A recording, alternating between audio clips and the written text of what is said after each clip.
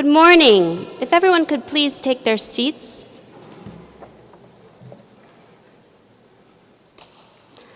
Welcome. It is my great pleasure to welcome you to our program today. My name is Michaela Luttrell-Rowland, and I serve as the Associate Director of the Women, Peace, and Security Program at Columbia University. The Women, Peace, and Security Program is a new initiative housed at the Advanced Consortium of Cooperation, Conflict, and Complexity under the leadership of Nobel Peace Laureate, Ms. Leymah Gbowee. Leymah Gbowee has dreamt and planned and spoken about her hopes for this program for many years.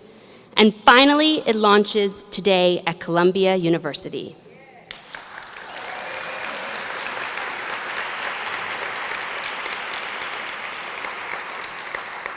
Today, each and every one of you will play a crucial part in actualizing this dream. Leymah's dream has remained clear and constant. She insists upon the need to shift and expand the very concept of expertise on questions of peace and security.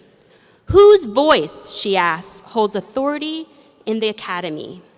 And whose voice holds authority about these questions beyond the academy's walls?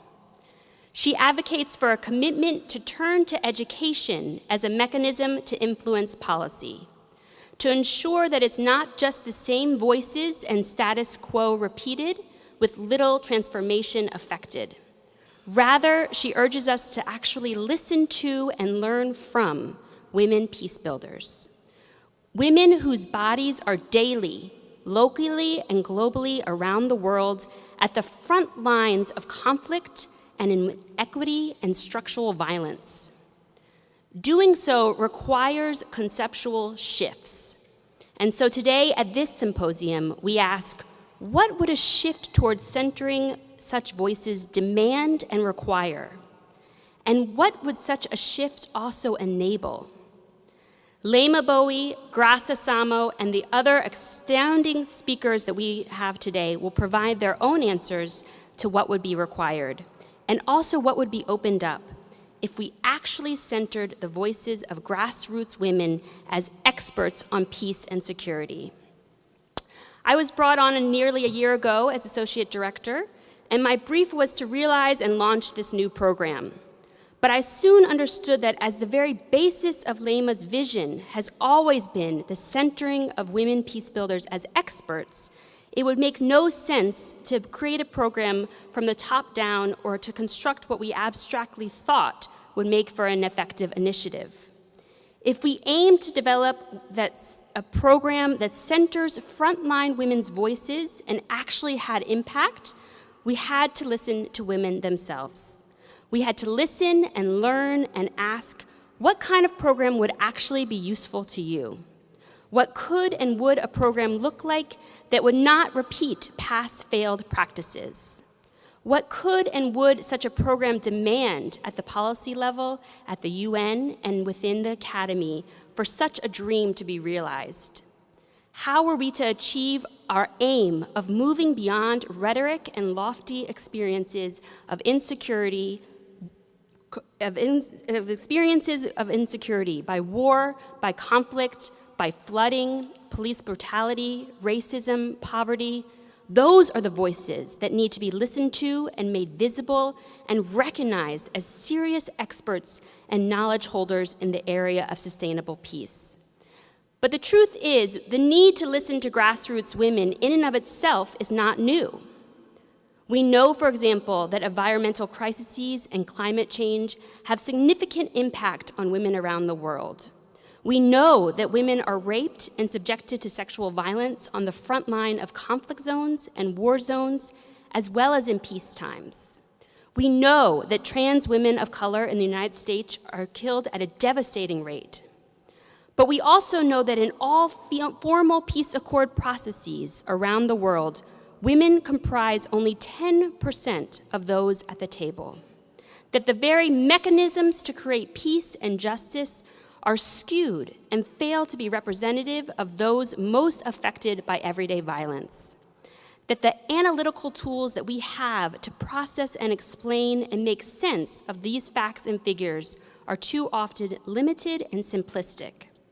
And so when I say there's a need to actually listen to women who are at the front lines of these multiple and intersectional forms of violence, I want to be very clear that I'm not talking about some sort of knowledge extraction or taking their ideas and bringing them back to the academy. Rather, quite radically, what we are talking about in this program is the urgent need for new formats and platforms and mechanisms for strengthening the work that these women around the world, including within the United States, are already doing.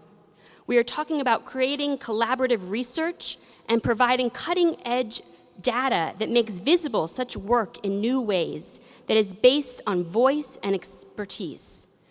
We are talking about partnerships and coalitions where frontline women peacebuilders are not just the objects of study, but rather are the subjects and experts in their own right.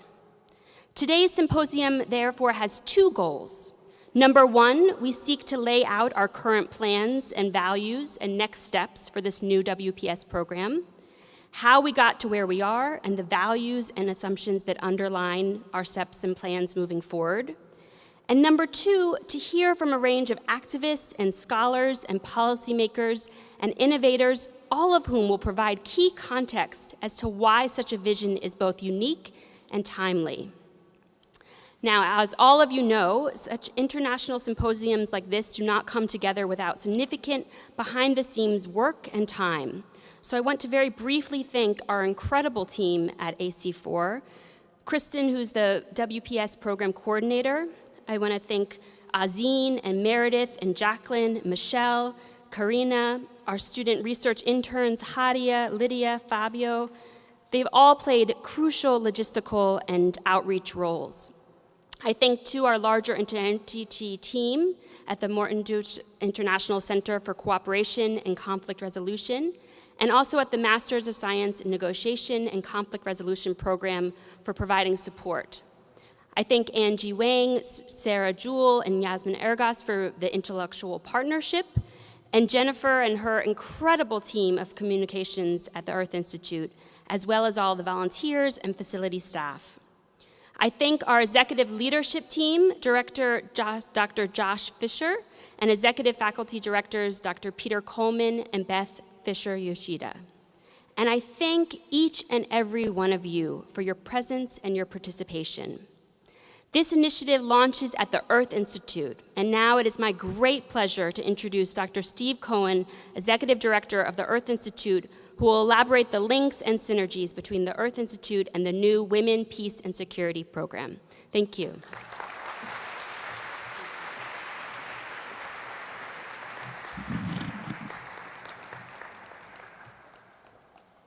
Good morning, everyone. Thank you, and thank you all for being here today. My name is Steve Cohen, and I am Executive Director of the Earth Institute, and I'm on the faculty of the School of International and Public Affairs. And on behalf of Columbia University, I want to welcome all of you to today's symposium celebrating the launch of the Women, Peace, and Security program. This work is very important because we all share this small, blue, fragile space in the vacuum of space.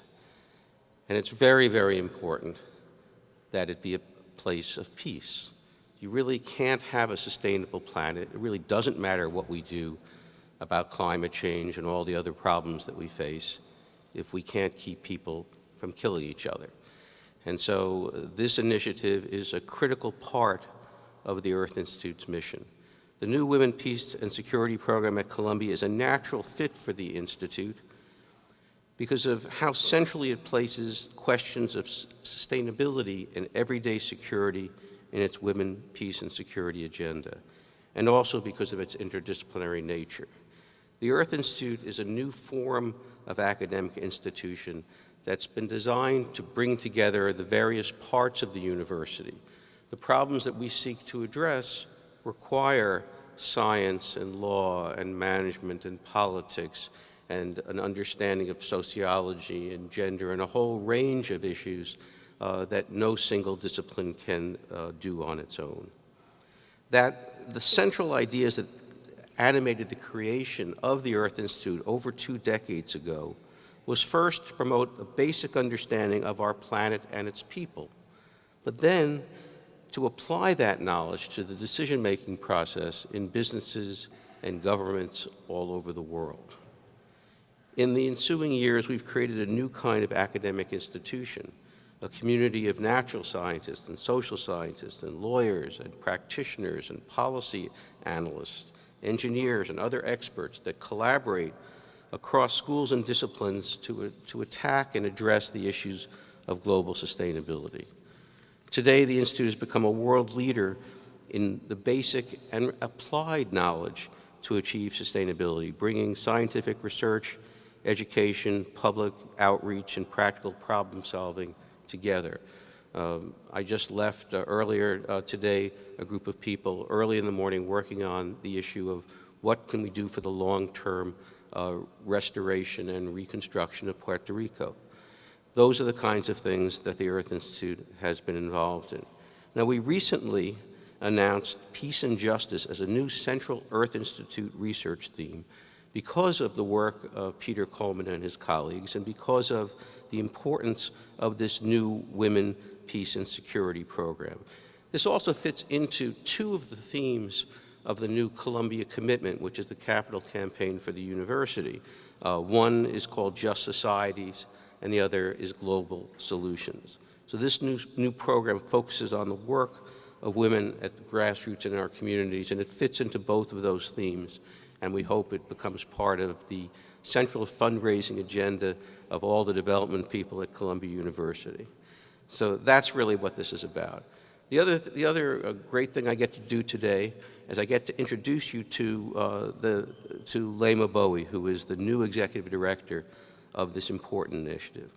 Leymah is a 2011 Nobel Peace Prize laureate and a Liberian peace activist. She's a trained social worker, a women's rights advocate. She is the founder and current president of the Gbowee Peace Foundation Africa.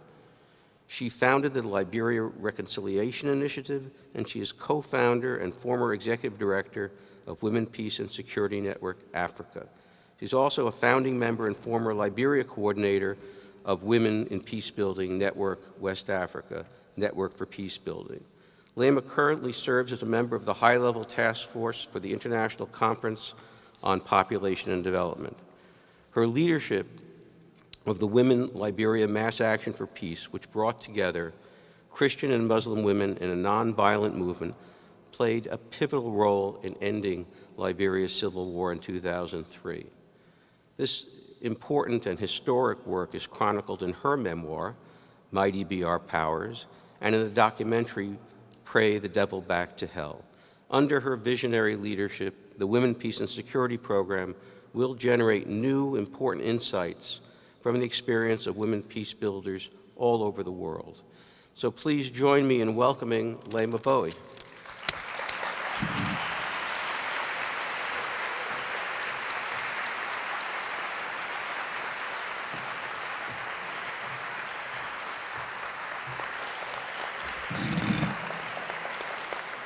Thank you, Steve.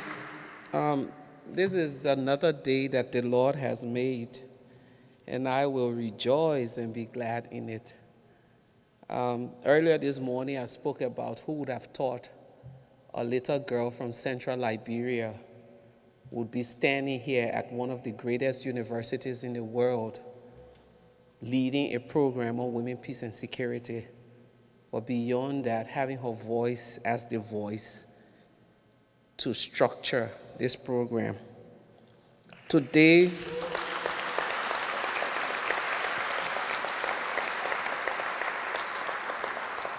in Africa, we have, when you've given birth to a child, we have the moment where you do the outdooring and the naming ceremony. Until that is done, no one can see the child except for the immediate relatives. And I feel like this program is that child that we've given birth to. We've kept it closely in the room, and today we've outdoored her, except that we didn't do the normal thing of 6 a.m. rising up and lifting her up to the gods and saying, this is your child. But we're actually definitely giving the name the Women, Peace, and Security Program at the Earth Institute, Columbia University. This is something that we dreamt about, Peter and I. Someone once said when you're at lunch, it's a good time to think about ideas. When your stomach is full, you think well.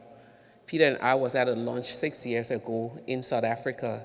Leymah, that was his question. You've won the Nobel. What next? Don't you think we should find a way of taking all of your energy and putting it somewhere that we can work towards building a program around your legacy? And it started a journey that was a bit crazy. If we were keeping the drafts of notes that we've sat to write, it would fill a room, because we would cross it out and bring in new perspective and counsel and bring in people to ask, but it was thorough and it was deliberate, because at the end of the day, we want the end product to be not about Colombia, not about the Earth Institute, but about the women who are in the front lines of peace and security all around the world, women whose stories often get left out. I want to thank my sister and partner in crime, Abby Disney, for the support and her commitment to making this program happen. The 10 months that it's taking us to outdoor this baby has been because we wanted to listen to the women who matters. We went on a listening tour from Mozambique to New York, personally spending time with women in Liberia and asking them, what would a women peace and security program look like? What does security mean to you? What would you need or need most from a program that will support your activism and your organizing? What role can Columbia University do to support your peace work? It's been a treacherous journey, like really difficult journey. When we started, we had a workshop here in April. As we were planning the workshop, Michaela would call me and say, Leymah, the women are saying they don't want to come to Colombia because they don't think it's a safe space for them, especially activists in the US. And I say to Michaela, tell them that's the reason we're having this program, because we want to create this space where their voices matter. And that's what we're hoping to do within this program. But for most of the women we've met on this journey, it's been security is not just about militarism. Security is not just about the wars going on. Security is about clean water. Security is about affordable housing. Security is about insurance. Security is about many other things than just guns and bombs. And in one community in Sierra Leone and Ghana and Liberia, Sierra Leone is like a democracy. Liberia's post-conflict Ghana never been to war. When you ask the women, what is security to you? They tell you, my daughter going to school and not being raped by her teacher. That's not militarism. It's about human security concern. And that's what we were looking for, asking these women, how can we do this work? The pictures you've seen around here, and it was amazing looking at the pictures, because it's very difficult to take out and say this is Mozambique and this is Harlem, you know, because women's issue has no borders and no boundaries. And I think this is also one of the points that we want to make in this program. The pictures you see are women who were interviewed. They are the experts on peace and security. They are mothers and activists and nurses and leaders, and yet their voices are often excluded in formal peace processes. Most times people have to push for women's voices to be heard, and where they are brought into the space is absolutely no money. Recently, we're seeing it in the Democratic Republic of Congo, where women have been invited to the peace talk. But again, those who are doing the peace talk and giving thousands of dollars to the warring parties and the political government are saying to these women, we do not have money to support your presence at the peace table. I want to thank the mothers in the audience today who took a risk by bringing us into their space to share their story, to take their pictures and put it out here, to let the world know that peace and security issue is not just a global South issue, but it's also a global North issue. The women from the Association to Benefit Children, Gretchen, I remember when she came to the first program, Gretchen said, I'm an accidental participant to this meeting. I said, what do you mean by that? She said, because I don't see myself as an expert in peace and security for women. So I said, Gretchen, let's just do a little analysis of what you do. Oh, I take care of children. What kind of children? Children who come from abused backgrounds. Some of them have seen murder. Some of their families are in jail. Their mothers have difficult life. And I'm looking at her like, that sounds like Liberia, Mozambique, Libya, any other place that have gone through war. But it's just to really clarify that peace and security for women is not just where there's war, but even in places where you have peace. Human security concern is a key issue. So we want to say thank you, Gretchen, to you and your team for the hard work. And just taking a risk with us, making your space available. I want to say thank you to the women of the Horizontal Azul who are tuning in live from Mozambique. We say thank you for allowing us to come and use your images and quotes that remind us, all of us in this room, about the importance to listen to women, because there's also a global connection between us and those women in Mozambique. Again, the story today is not a story about the global South and the global North.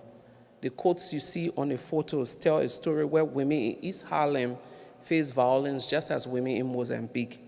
We must, and I insist that if I have to stay at the helm of this program, that we will not be hypocritical about peace and security.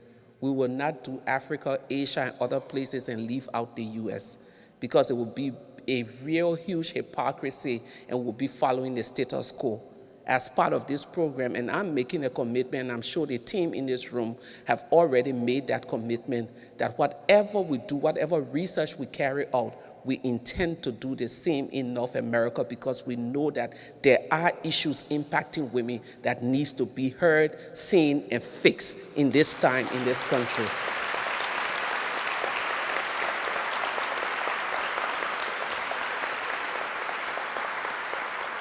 Most times people ask, where do you find these women? And I ask them, why can't you find these women? This program at Columbia is not about instilling a whole new set of skills that we are the experts. Rather, it is about magnifying the impact of the work of grassroots women that they are already doing towards realizing sustainable peace and development. We're not going into communities and pretend that we know it all. We have heard on our listening tour how useful it is and would be to facilitate spaces where women can learn from each other. We're also looking forward to bringing together these women and faculty from within Columbia so that together they can develop concrete and tangible skills for how to make such work increasingly visible and shareable to the general public. And I'm doing this because of my own experience, having done peace activism in Liberia for so long. I decided to come to the US to do grad school because I felt like I needed to validate the work that I had done. I would sit in classes and hear one term and say, but that's what we did in Liberia. And I would hear another term and say, that's what we did in Liberia. And I would hear another, and that's what we did in Liberia. And eventually it turned out to me that I just came to learn the terms of the work that I had actually done without knowing it. And I think this is exactly what will happen. I want to assure the women, our partners from ABC to Horizontal Azul to all of the other women who came to the April program, that we will respect your work, we will give credit to your work, and our intention is not to steal your thunder. I am here as a grassroots activist wanting to showcase that peace and security is not just about academia or theory, but peace and security is about getting your hands dirty and doing the work in the community. The other thing about this program is that we're not just going to stop with grassroots women, we want to go to the UN. I've been at the UN too many times and I hear the same rhetorics over and over and over. Today, actually, this launch of this program coincides with the open debate on women, peace and security at the Security Council.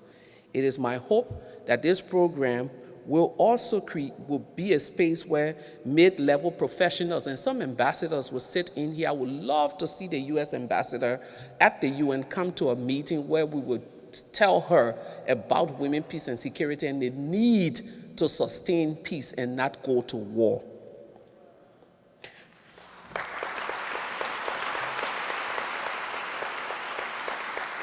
We're also hoping that we can find allies and partner with them. I want to say thank you to Ambassador Chowdhury for being here. He's been one of those men in the forefront of women, peace, and security advocacy around the world. I'd like to share a quick story with you. A few years ago, Festus Okonkwo, who was the force commander in Liberia, we went to a meeting in London where we're supposed to talk about peace and security for women. And this was a meeting of maybe 4 activists, and the rest were military and high-level personnel from the UN. And as we talk about peace and security for women, one member of parliament from an African country raised the concern that the activists in the room were distracting them with all of these small women's issues, rape and all of these different things. And when he said that, I got very angry and got very rowdy in the meeting, typical of me. After they calmed the two of us, it was turn for General Okonkwo to go and make his presentation. And the argument in the room amongst all of the military people was that the issues of women, peace, and security was not something that peacekeepers should be concerned with. General Okonkwo came up and put a slide up. He was the force commander in Liberia during the Taylor era.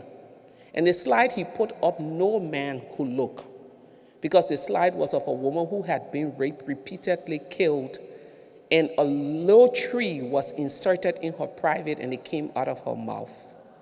That's how terribly she was killed. And he put that image up and turned to all of the generals in the room and said to them, if peace and security is just about carrying guns, I don't want to be a force commander. Because peace and security for him is about listening to the issues of women and protecting them. And as part of this program, hoping that we can get the Festus Okonkwos, the Patrick Cameras, the Ambassador Chowdhury to come and be allies with us, because definitely these are the men who can also help to make the case that peace and security for women is not just a military concern. The third piece of our program will be about young people. I've been privileged to be in this country for the last few years, and I've taught some classes, and God, when you hear some of the theory of change for peace and security, you want to go and hide under the blanket.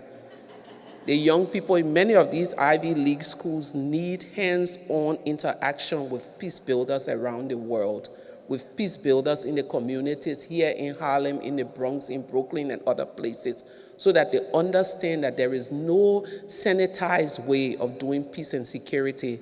You can't help a girl by Skyping into her country and feel that you've made change. It's about getting your hands dirty, going into the field. And these young students are the people we know that will be the ambassadors tomorrow, and maybe some of them will be the presidents. We need to catch them early so that their theory of change is on point. Finally, we need research. I am sick and tired of people from the academic field coming into communities and making the experts the subjects of their research. As part of this program, we're hoping that these women will no longer be the subject, but they themselves will be the researchers, and their work will be validated together with the team.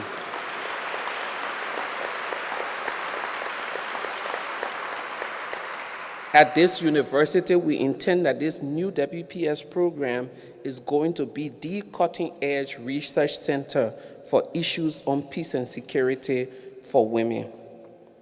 I said it's a great day, and in conclusion, I'll tell a story. Many years ago, I met another woman called Beriwa Jomo from Kenya. All of us call her Auntie Beriwa, very feisty, a lifelong activist. Auntie Beriwa was someone who told us her story. She was born during the Mau Mau fight in Kenya. Her mother was one of the activists for the emancipation of Kenya from colonial rule. She was told that she was born in prison because her mother had been in prison. She spent the first 3 years of her life in prison and being breastfed by all of the other female prisoners. And when she was about getting ready to go to school, they let her out. But her life was going to kindergarten, coming back to the prison, and spending her entire day there hanging around the women, so she was knew by the jailers and everyone. And after a while, her mother was freed from prison, and she was happy to have her mother back because for her, her life would begin. But her mother went back to political activism, joining the government. So she never had a mother. She never knew what doing motherhood or love and all of these things, and her life followed the exact same trend of her mother. She became an activist, volunteered for every activity in Kenya, did everything. At this meeting, we were sitting and talking, and she looked at us and said, there are many of us who our entire lives have been about changing the trend, peace and security for women, doing stuff without ever getting paid or ever looking for recognition. Today, I see you young people, and you're doing great work also, but I see that you're also making this about you, making this a professional field. For her, peace and security of women was sacrificing your entire life to change the trend of your community. Auntie Berira's story may never be written anywhere, but today I stand here to honor her and many of those women in different communities from Asia to Africa to here in North America who are doing great work to save their communities. A group of women I just read about in the New York Times in Chicago who are protecting their children during the summer. I stand here to honor their work by saying thank you to all of you for following the crazy idea. And I want to say today, I dedicate this program to all of those women who came before me and who will come after us, doing great work in their community without expecting any accolade or any pay in return. We need the UN, we need all of your partnership to honor the legacy of these women. Today, Lakshmi Puri, the Assistant Secretary General of the United Nations and the Deputy Director of the UN Women, is here to give her perspective on the women, peace, and security from the UN standpoint. But first, I would like to also welcome someone who is also one of those women that I dedicate this program to their legacy. My friend, Auntie, the one we harassed to be at our program because she's our celebrity, Gloria Steinem. Thank you all so much.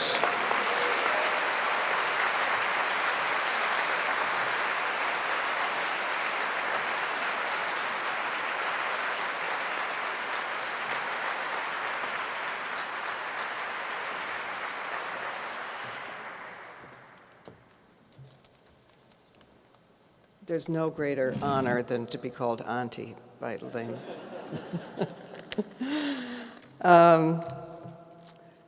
I can't begin to tell you how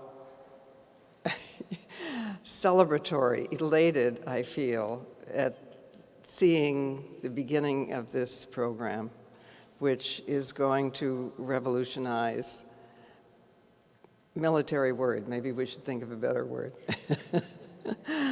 So very much.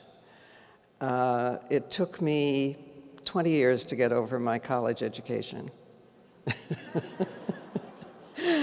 because I was taught that everything ends in TION and that the solutions come from above, and it took me a very long time to learn, courtesy of social justice movements, that revolution, change, transformation, peace and security, all of our hopes really are like trees.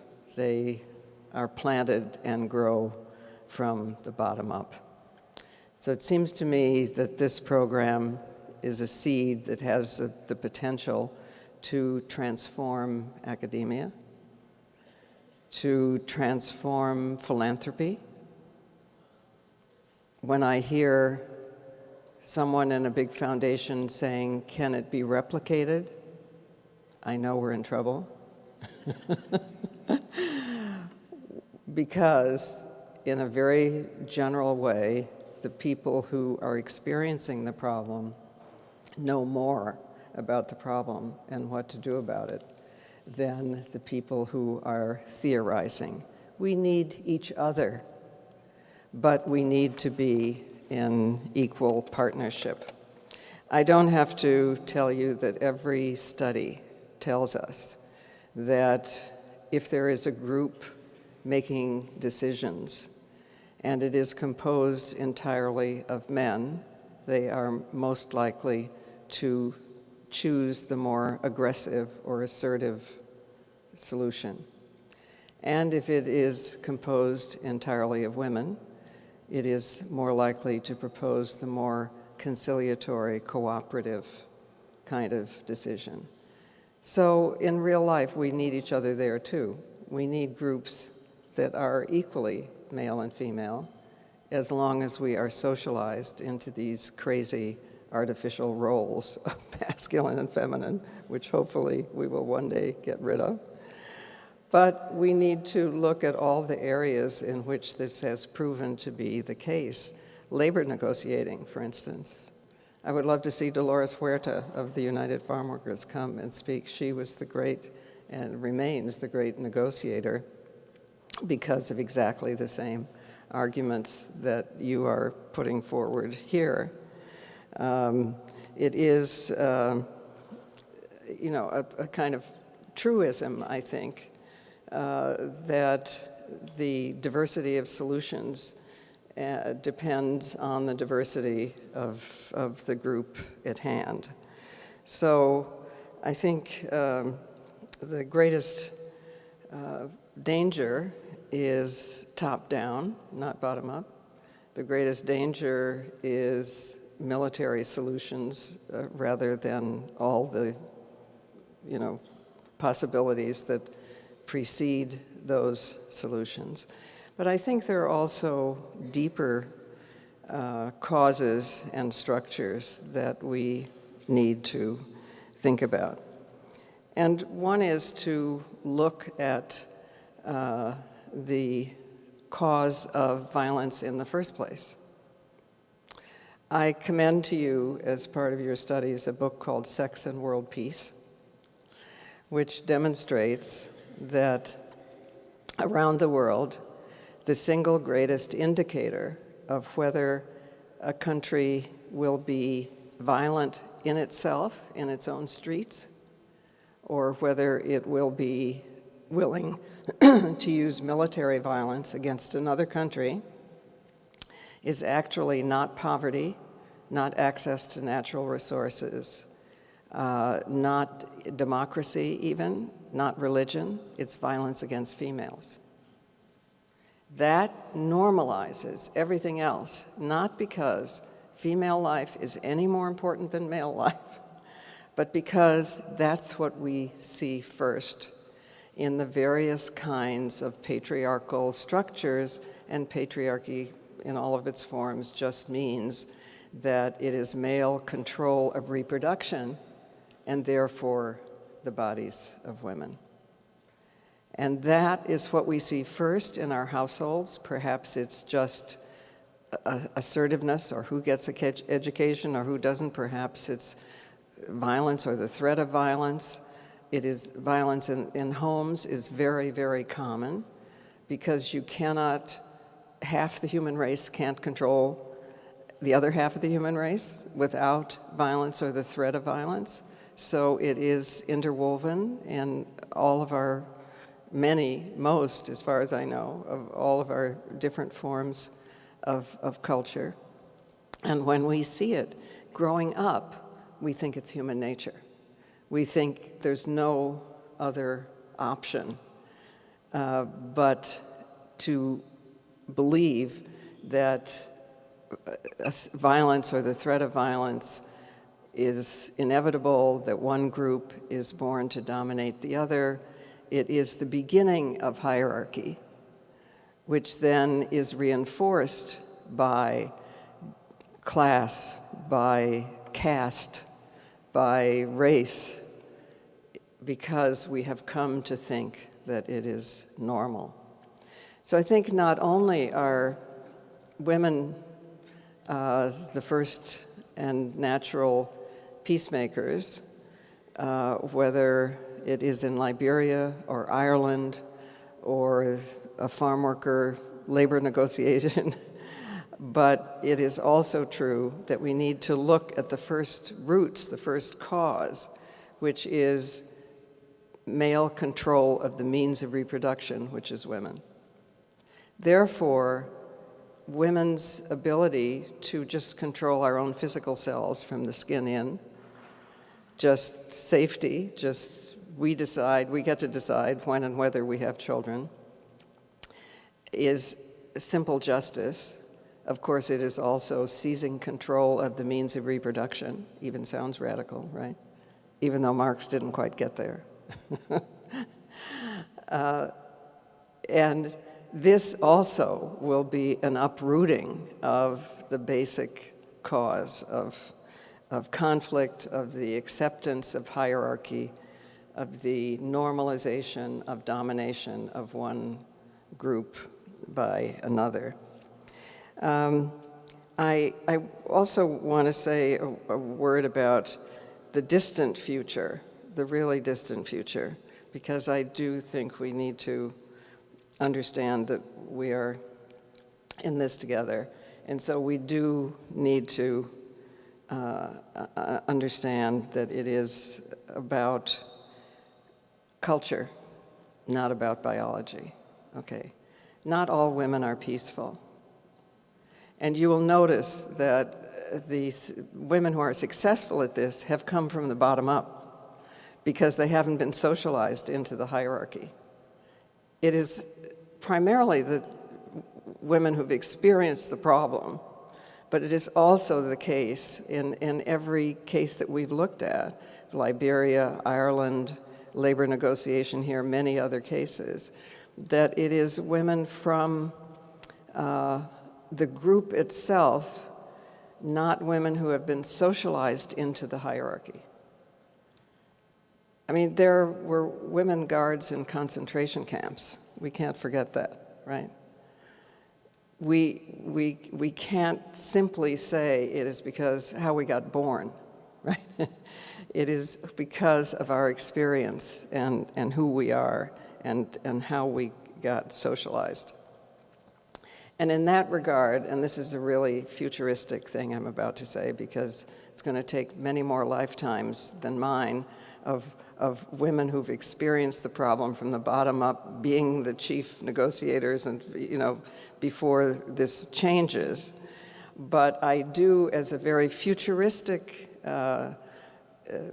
endeavor, suggest that you read the Mermaid and the Minotaur by Dorothy Dinnerstein, who talks about the cultures that existed pre-patriarchy, the Native American cultures here, the African cultures, the Gbowee, the San, from which everybody here came, all of us, some of the cultures at the southern tip of India that were matrilineal cultures in which people lived and traveled or lived in small groups and everybody raised the children, roles were much more equal, and therefore the roles of masculine and feminine did not exist in the same deep way that we now see. And she is proposing in the long term that when men raise children as much as women do, men will also discover their whole humanity. Just as when women are active in the world outside the home, we discover our whole humanity. Human qualities are a circle. We all have them. Given the craziness of roles, the masculine qualities are like something like a third over here, and the feminine qualities are 2/3. So, they are out of whack and out of balance, but the masculine ones are dominant and in power. But it is still the case that we each need to develop all of ourselves. So women tend to do that when we leave the house and are active as peacemakers and decision makers and taking control of our own lives. And men tend to do that when they are either raised to raise children or actually raise children. And in the long term, I hope and believe, but it's a very long term, that that's where we're going. And in that regard, I think it's interesting to look at male peacemakers who have learned from women. Gandhi, when I first got out of college, I had the good luck of living in India for a couple of years. So with a friend there, we had what we thought was the brilliant idea of writing a pamphlet for women's movements around the world about Gandhian tactics. Since they were peaceful, we thought they would be well adapted to women's movements. And we spent weeks doing interviews, reading his letters, which was mainly the way that he communicated, and we thought we had a great idea, right? Then we went to see Kamala Devi Chattopadhyay, who I also commend to you as a source of wisdom. She was a colleague of Gandhi and very influential. And she listened to our great idea, rocking on the veranda, sipping tea, and she said, "Well, my dear, we taught him everything he knew." Because if you look at his writings, you will see that he learned from the suffragists in England when he was a young barrister, that he came home and learned from the women in villages, and he always took as his model the poorest woman spinning, which is why he took the spinning wheel as his symbol. He copied the women's habit of massive peaceful marches to the sea to make salt, against child marriage, against sati. And there are wonderful essays about the feminization of Gandhi,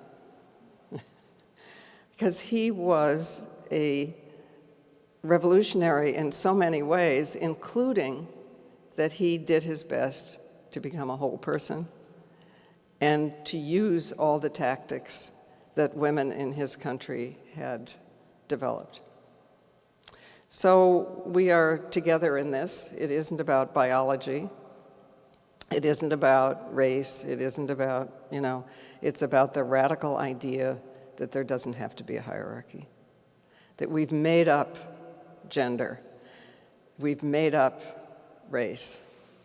And though this goes very, very, very deep, and we must never underestimate how deep it goes, those two things.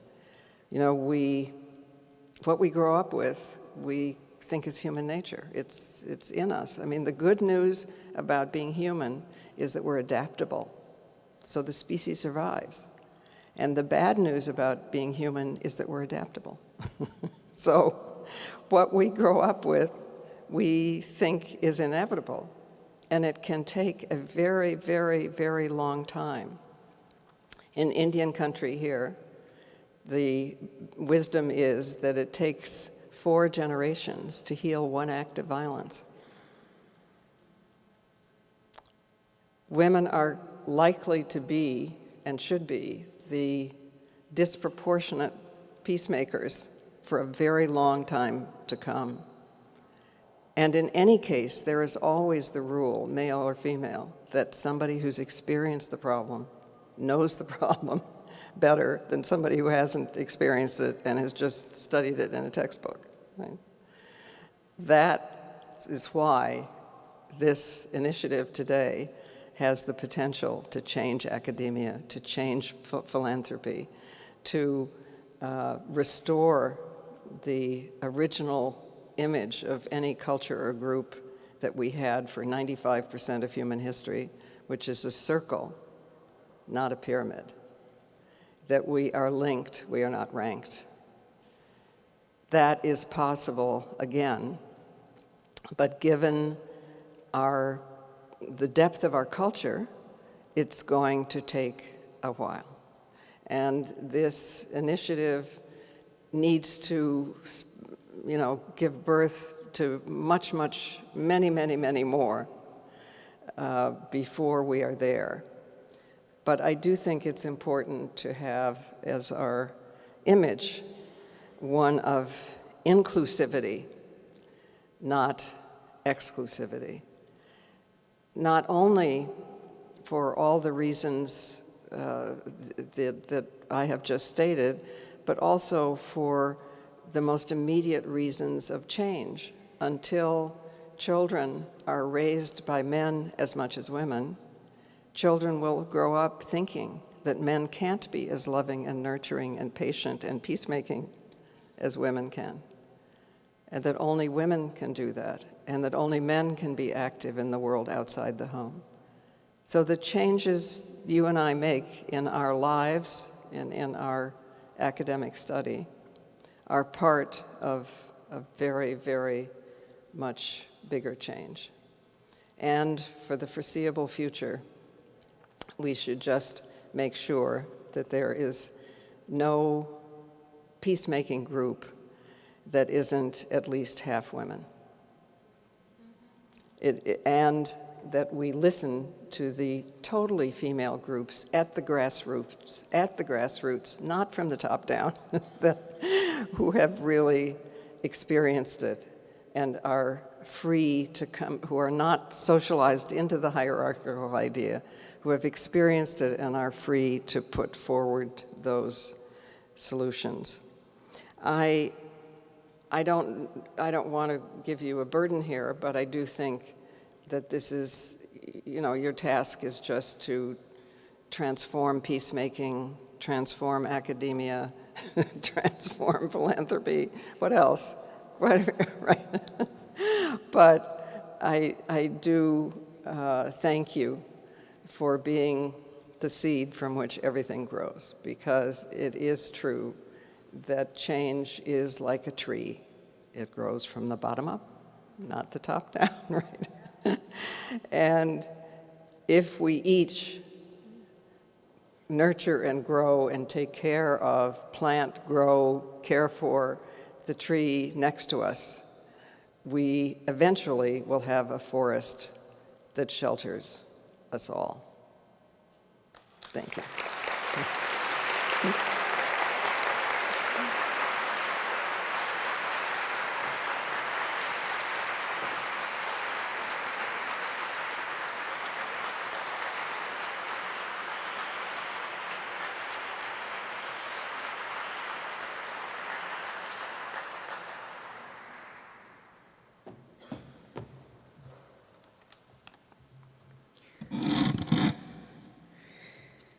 Good morning.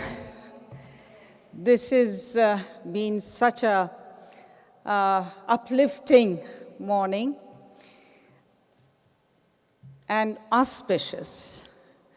I come here from the UN, a short subway or Uber ride away from the UN Security Council, which is just meeting today.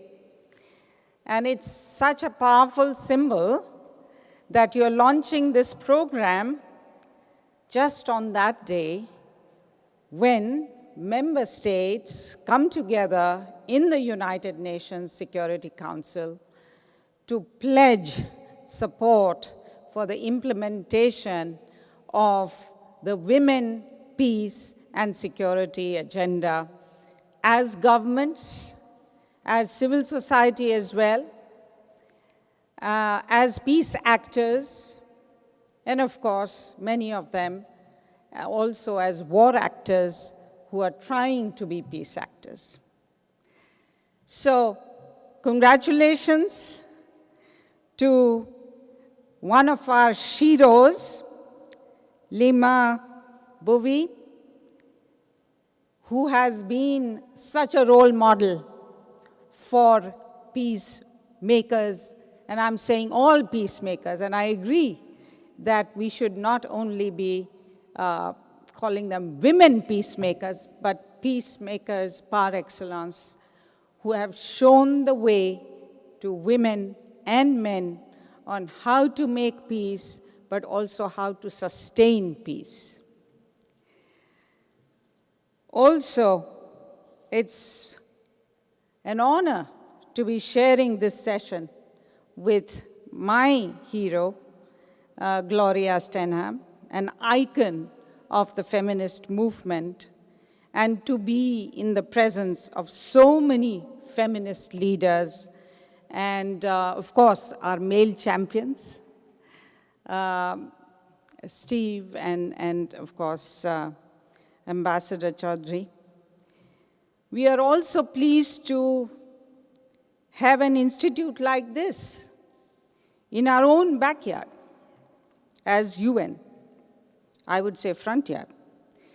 Today I'm coming to Colombia also with a strong message of support to this new program, which we feel very reaffirmed by, and we want to be fully there for you in whichever way you want us to support you and partner with you. And I entirely agree that whatever you do in this program should be about bringing up the power of the grassroots. And I love the analogy of the tree growing bottom up. Now, I'm also very happy that the Women, Peace and Security program is being launched to advance the principles and agenda of women, peace and security of the United Nations.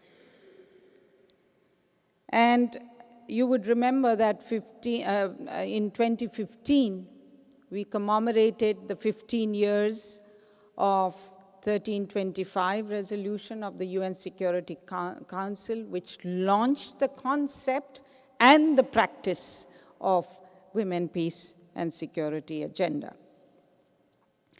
Making the, I would call it the ideology of women's participation, voice, leadership, an integral and indispensable part of conflict prevention, of peacemaking, of peace building, and that entire continuum of peace to development. And of course, I'm also very happy that this program is looking at the connections and the linkages to sustainable development, humanitarian response and resilience building, and climate change action, because that's really critical. This integrated approach. We, of course, also see in this, and we want you to validate all the time, and as we heard, these are old habits that die hard, so we need to change those. We need to validate that, and we believe this ourselves as UN Women, and we have sought to make the international community prioritize grassroots women's groups and networks, that they are the best agents and guarantors of peace, of enduring and sustainable peace, and of non-violence. And thank you, Gloria, for highlighting the feminization of Mahatma Gandhi, because he was he's often seen as the apostle of nonviolence and peace.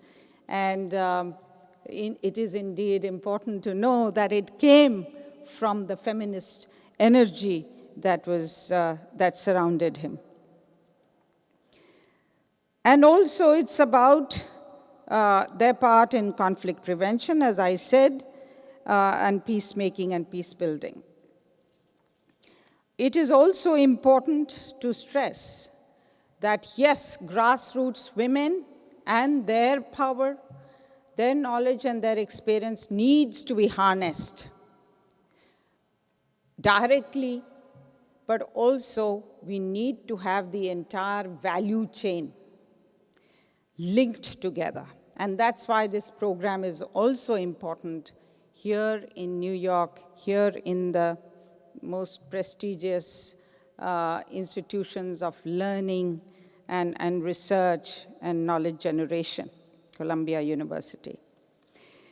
It is that we want to bring the grassroots, the local, the subnational and national, regional, because we have found that there are so many networks that are at the sub-regional level involved, including in Africa, in Latin America, in Asia.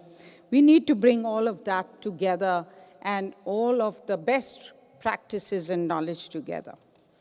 And it is there, and then bring it to the global and take global to the local.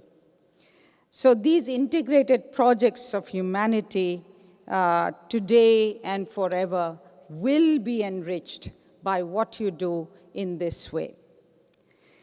As a member of the UN Secretary General's Executive Committee, which is a rare privilege, we as UN Women are trying to make sure that gender equality and women's empowerment dimension and women's grassroots movements and networks in crisis response in different countries and contexts, and various strategies that are evolved for dealing with key thematic issues, that we insert that into all of that policy making on peace diplomacy, which the Secretary General of the UN has highlighted, in peace building and sustaining peace, as well as humanitarian response.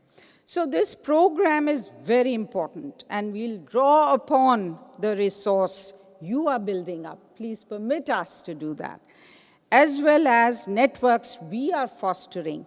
We need to connect to them, like African Women Leaders Network, the Women Mediators Network, because we really need to grow this resource around the women, peace, and security agenda, and also then press for their being used, actually deployed in the peace project. And also, we are seeking to get effective implementation, monitoring, and accountability building of UN Security Council resolutions 1325 to 2242 through our support to the informal expert group of the Security Council. And we will draw upon your resources to enrich the country-specific reviews that the informal expert group undertakes regularly. And believe me, this is a very powerful way of monitoring the implementation, of building accountability of UN actors, of governments, of all of the peace builders on the ground. On the ground, through our presence, UN Women's presence in 32 post-conflict countries, we are consistently pushing this aspect of the value of women's networks and their agency and their engagement. So, I would like to very quickly also go through a few messages that I would like to leave here today. There is no doubt, I think the 2015 Global Review showed us very clearly that women and their role in peace making, peace building is indispensable, and yet we need to continue to make the case and produce the evidence. And I think you need to do that in this program on a continuous basis, that women are essential, they are not an afterthought. They don't need to be an afterthought. So that's something that this program needs to continue to show and demonstrate at all times. Also, in the complex context of protracted crisis and recurring conflict cycles, the special value of women's peacemaking role and sustaining role. Also, the importance of women not only being at the negotiating peace table, but in the political governance, in international processes, national and local planning, and budgeting. But we need to continue also to take forward and seize upon the philosophy of the sustaining peace agenda that has now been accepted universally and link it to the gender equality agenda. And that's also something that the program can continue to emphasize and elaborate on, including with the prevention agenda, which has also come to the fore in the United Nations, also in linkage to the Sustainable Development Agenda. Of course, what can we do? Participation in decision-making is an imperative, and the biggest challenge continues to be political, a resistance to open up decision-making to women and to voices other than those in power. Women's peace activists are often pushing for transformative change, as was mentioned, and addressing root causes which can threaten the status quo. So this has to be advanced in all sustaining peace contexts. Transformative financing for women, peace, and security agenda. Reliable funding is a major challenge, and political space for civil society, including for women, civil society, is shrinking alongside financing resources, making women's peace work even more difficult and reliant on voluntarism. Research commissioned by the Global Study found that less than 2% of all ODA allocated to fragile settings was spent on women, peace, and security, an even smaller fraction of which would have gone to civil society. So this is a must. So your advocacy and mobilization should be around how can we raise the resources, how can we have transformative financing around this. Knowledge and visibility for advocacy is something that the program also must contribute to. Education and learning, also their stories to be told. I think that's really, really important, making them visible and amplifying their voices. This is something, and packaging it as well in a way that is easily understandable and to policymakers everywhere. Gender analysis, very important, and also the wisdom of women's experience to be really tapped into. UN Women, finally, I would like to say that UN Women will do its best to work with the engines of the women's movement building, and that's something that we hope this program will seek to do, the movement building around the women, peace, and security agenda, and resource mobilization like the one being set up here in Columbia University. And let us join hands together to push the frontiers of norm setting at the global, regional, national, and local levels, because this is still important. And their full, effective, and accelerated implementation. And let us establish credible data and knowledge hubs and advocacy platforms, partnerships for inclusion with the academia, governments, and the UN, and drive impactful programs on the ground so that we realize the dreams and fruits of labor of the selfless, brave, and amazing superwomen who work for peace in the most difficult and trying of and despairing of circumstances. And yet they seek to prevail in the fight against patriarchy of militarism, war, and violence all over the world. Thank you.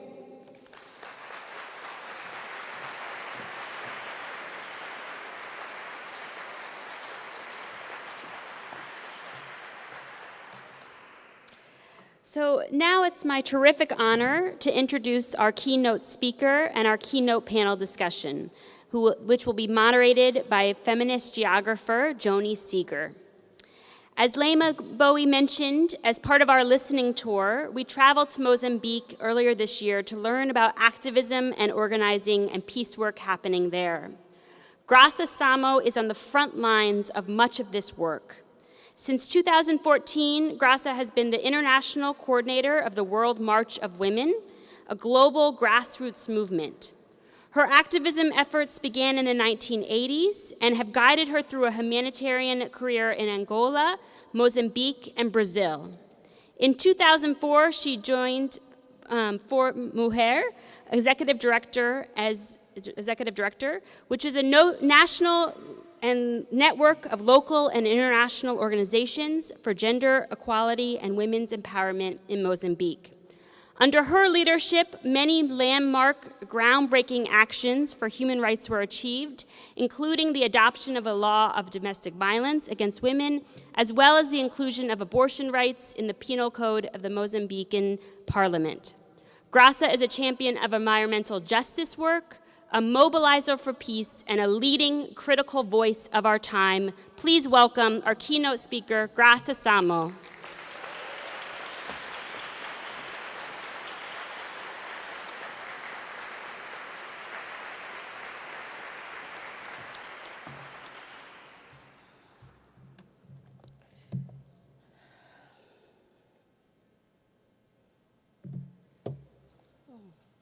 I need water.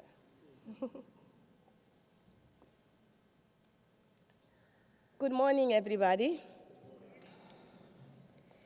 It's a great honor for me to be here playing this role of a keynote speaker. I met Leymah, my sister, in 2013 when she first came to Mozambique to receive an honoris causa from the Polytechnic University in Mozambique, a university that I used to lecture. And from that time, I was very much impressed from the way she takes her leadership. After the many formal meetings that she was having in these formal spaces, she said she wanted to meet with the women. And we went to the university to meet with her. And guess what? She asked all the men to get out from the room so that we would have a safe space among us as women. And I tell you, the women still remember that conversation. Thank you very much, Leymah.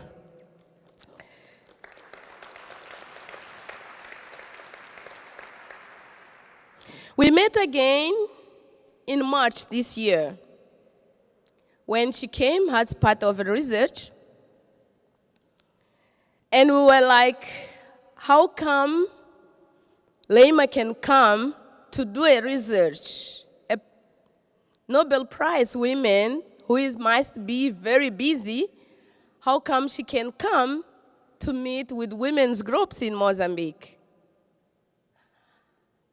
I met her in the very last minute in a dinner where we had students from university, women from grassroots, and we had a long conversation.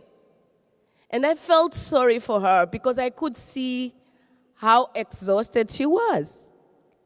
But she was there, eager to hear and listen to us.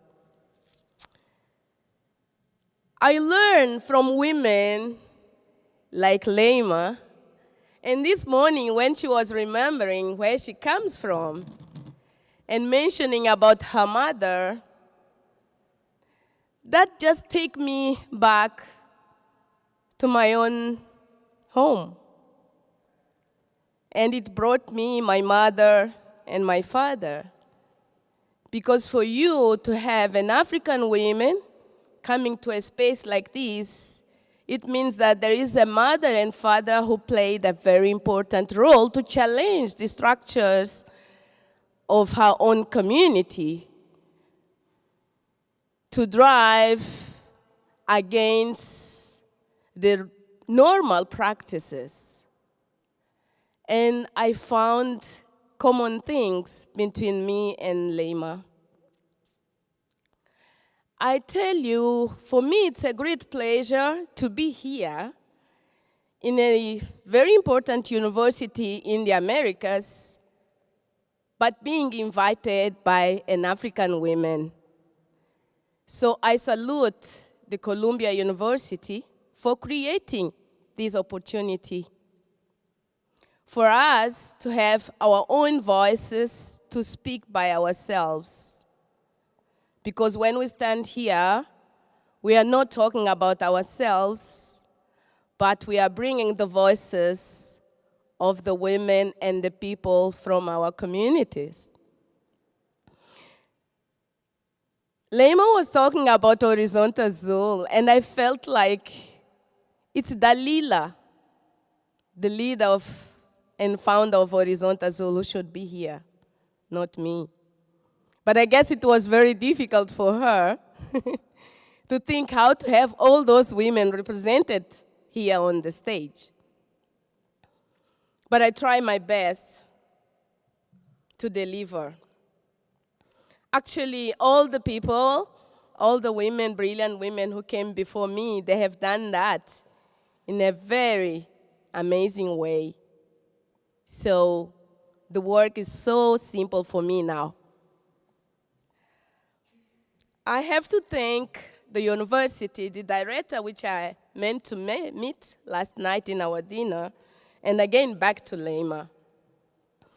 But talking about women, peace, and security, and the role that we can play as part of this program, it takes me back to the time when women came together and say, we need to raise our voice to tell the world what is going on. In 1995, women from Quebec, they came together and organized a long march, which was named Bread and Roses. And they marched for 200 kilometers to their capital city and to challenge their governments and tell about the challenges that women were facing as a result of advancement of neoliberalism. It was a successful initiative. And when women came together to evaluate, they said, it's not sustainable if we can make changes in Quebec while the rest of the world is facing the same problems, has part of the same structures. So we need to unite and make a global voice. It's where World March of Women was born, with a global call for a global action in the year 2000. Where women said 2,000 reasons for women to march against poverty and sexist violence. We marched in Mozambique. Women marched in Peru. Women marched in Brazil. Women marched in Europe, in many places of the world. And after that, they said, we need to continue as a grassroots global movement, a movement that takes action, political action. But we are supposed to be in our communities and making the struggles and the changes that are needed to transform women's lives. Today, being here, I recall the very first moment I came across with the World March of Women. It was in 2005. And we were building a quilt, which we said that we wanted it to connect all over the world so that women could feel the sense of solidarity. How can you build a solidarity with women who are at grassroots? Sometimes they don't have the information through technology. Sometimes they don't speak the language that other women speak. And then you want to connect them throughout the world.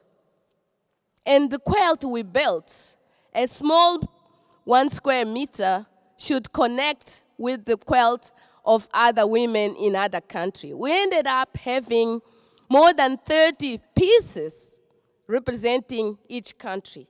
That is very symbolic in connecting women in solidarity. Today, when we look back, since 2000, since 95, and we gathered in Mozambique in our 10th international meeting last year, and we were looking back and say, what have we done? And how have we managed to transform the world with what we are doing? Do we believe that we are changing women's lives? Do we believe that this grassroots global movement is an agent for change, or at least for hope? If we look at the global trend today, it's like we are going back to the 90s, or even worse. I heard my sisters who came before me naming patriarchy. But I think we cannot stop there in naming patriarchy. We need to name capitalism and imperialism.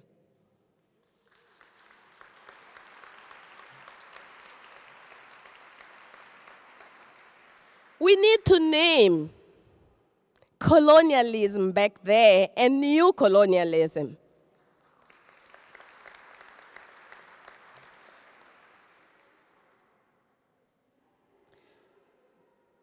Just before I come here, I was attending a conference in Maputo, which was discussing about development model and initiatives for agriculture. If you want to transform Africa, you have to debate about agriculture, about land, about seeds, about water, rivers, about forests.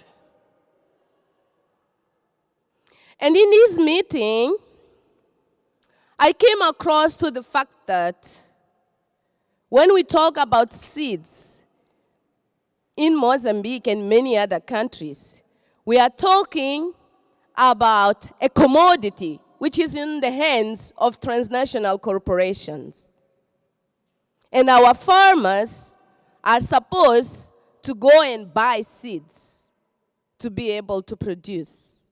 And these seeds cannot be reutilized in the following year.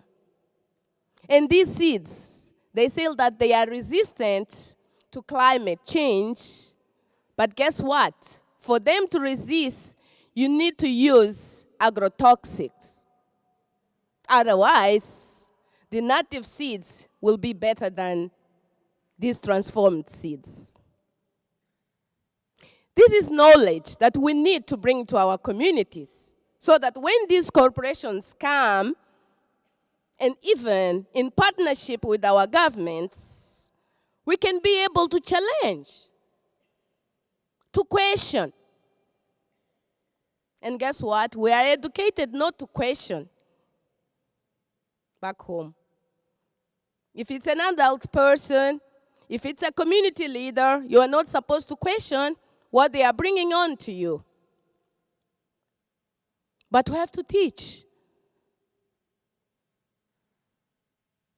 the capacity to question and challenge. And how do you do that? We say that we need to decolonize knowledge, decolonize education. Leymah was saying that we need to look at knowledge that is built from the community, from the grassroots. For you to do that, you need to decolonize your mindset, your methodology, your framework, and so on. How do you do that? Is to learn from the people, from the women, there, not in a classroom, but sitting under the tree and having conversations. In this long period of time, we had lots and many projects, 3-year projects, which have been destroying somehow our ways of doing things. And we learned to fill in frameworks which really didn't help us to galvanize our local knowledge and to value what is part of our history and culture and the values of collectivity. What does it mean to talk about common goods? How knowledge has a common good. In a time where we talk about privatization and everything has to be privatized. How do you talk about collectivity when we are in a context where you have to give individual line titles, where people will not have capacity to defend themselves? When transnational corporations come and negotiate for you to give the land in exchange of a salary, a mental salary. We are in a context where we cannot think about peace and security if we cannot look at what is happening in the governance. When we talk about corruption, it's really destroying. And corruption, it's not back in Africa. It starts from this side of the world. I tell you what happened in Mozambique. Mozambique was named one of the most indebted countries in the last 3 years because the leaders have gone to get loans from Western banks without authorization from the parliament, without any consultation with IMF and World Bank. I will, got it? Because I don't believe that that can happen without the knowledge of these global institutions. Who is responsible for that? How do we share the responsibility? Where is that money? It's not in Mozambique. It never came to Mozambique. And what was that money used for? To buy armament. With many excuses. When they were reading about my short biographies that they named about our struggle to fight against the domestic violence bill, we did that in a very peaceful period. And the law was passed in 2010. I tell you, in 2014, we were doing marches to the parliament for the penal code. Guess what? We couldn't reach the parliament because the army was surrounding the streets. We can no longer do demonstrations because people are killed. We cannot talk to on the public to challenge the status quo of the politicians, because you may not get your home. 2 weeks before I come here, a very great leader of an important municipality was shot into death. No one explains how, and this is the reality in which women are living. But guess what? When you go there, you will find that women are there organizing. Organizing because they believe in their capacity to transform the world. They believe in the power of solidarity. We don't have a welfare state in Africa. We have women who are taking care of the children, of the sick, of the people suffering from HIV and AIDS, and even of the victims of the wars. These are the women where there is a drought, but they still fight to make food be on the table of their children and even of their husbands. What this program can make as a contribution is to give visibility of these small organizing and inspiring initiatives. And I believe the team has started very well. Because now you have an idea what exists there. Let's multiply. We cannot change the world with one single Leymah. We need thousands and thousands of Leymahs.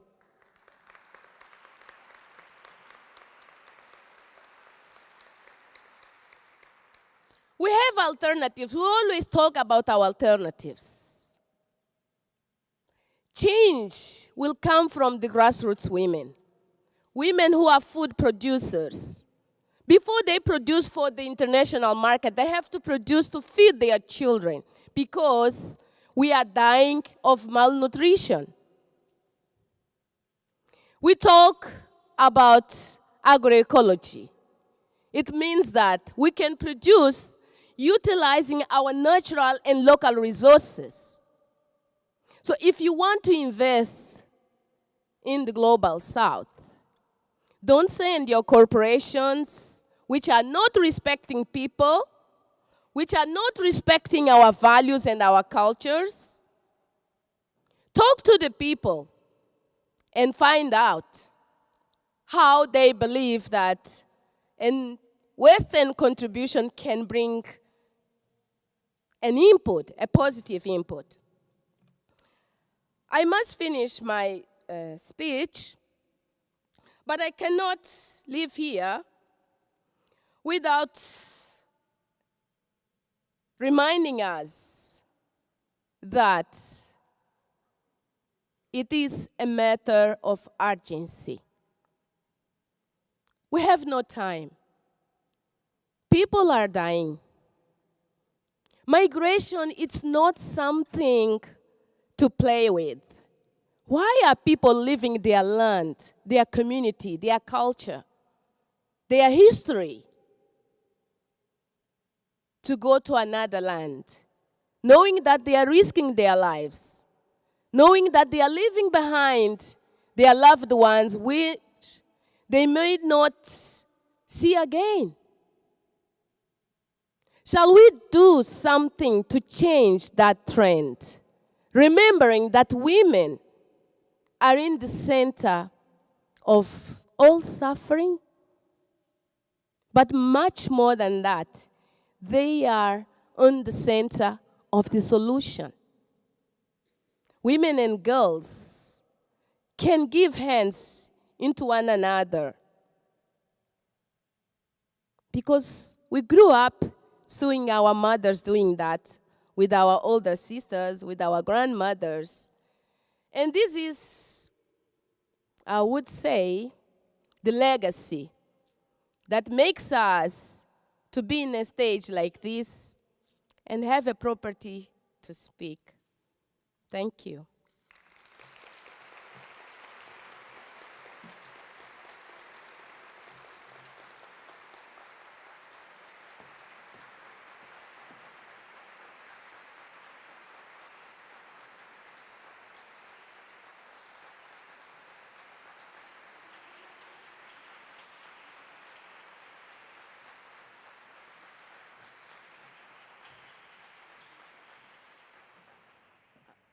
While the panel assembles itself, I would suggest everyone, if you're able, just stand up for a minute. We now know that sitting equals death, so stand up and stretch, and the panel will assemble. You're perfectly fine. Sit in a random spot. Right next to me, you're okay. So we're going to go in this sequence, if that's okay with you. That's perfectly fine. Perfect. All right. At least just a minute. I was once in a conference where at a break point they brought in an aerobics instructor, and we all did 5 minutes of aerobics, but we're not doing that today. My name is Joni Seeger. I am honored to facilitate this panel, not moderate, and this entire gathering is overwhelmingly wonderful. I have seldom been in the presence of so many creative disruptors and strong feminists. So it's a real privilege and honor, and congratulations and thanks to the founders and supporters of the Women's Security and Peace Program. This is extraordinarily important. So my role is to introduce our wonderful panel, and they will each speak for a few minutes, and then hopefully we'll facilitate conversation. I may have a question or two to put to our panelists, but hopefully they will facilitate among themselves. And we're going to go in the order that we are here on the stage. So let me introduce first, to my left, Ala Murabit, who is a medical doctor, one of 17 Global Sustainable Development Goal advocates appointed by the UN Secretary General, and a UN High-Level Commissioner on Health, Employment, and Economic Growth. Ala was most recently appointed to the Executive Director of Phase -1. The Phase -1 team provides thought leadership in conflict resolution, inclusive security, peace building, sustainable development, and security cooperation, just among a very few critical things they do. Her efficacy in security, health policy, and sustainable development was most recently recognized by Forbes, Aspen Ideas, and the Bay State Bull, who named her a 2017 Forbes 30 Under 30, Aspen Institute Spotlight Scholar, and Canada's 30 by 30, respectively. Her leadership in global policy and in elevating the role of women, particularly young minority women on global platforms, was recognized by Harvard Law, who named her the youngest 2017 woman inspiring change, despite the fact, this is not in her official bio, that she turned them down for her graduate work there and went elsewhere. So please, Ala, give us your thoughts. Hi, it's such a pleasure to be here.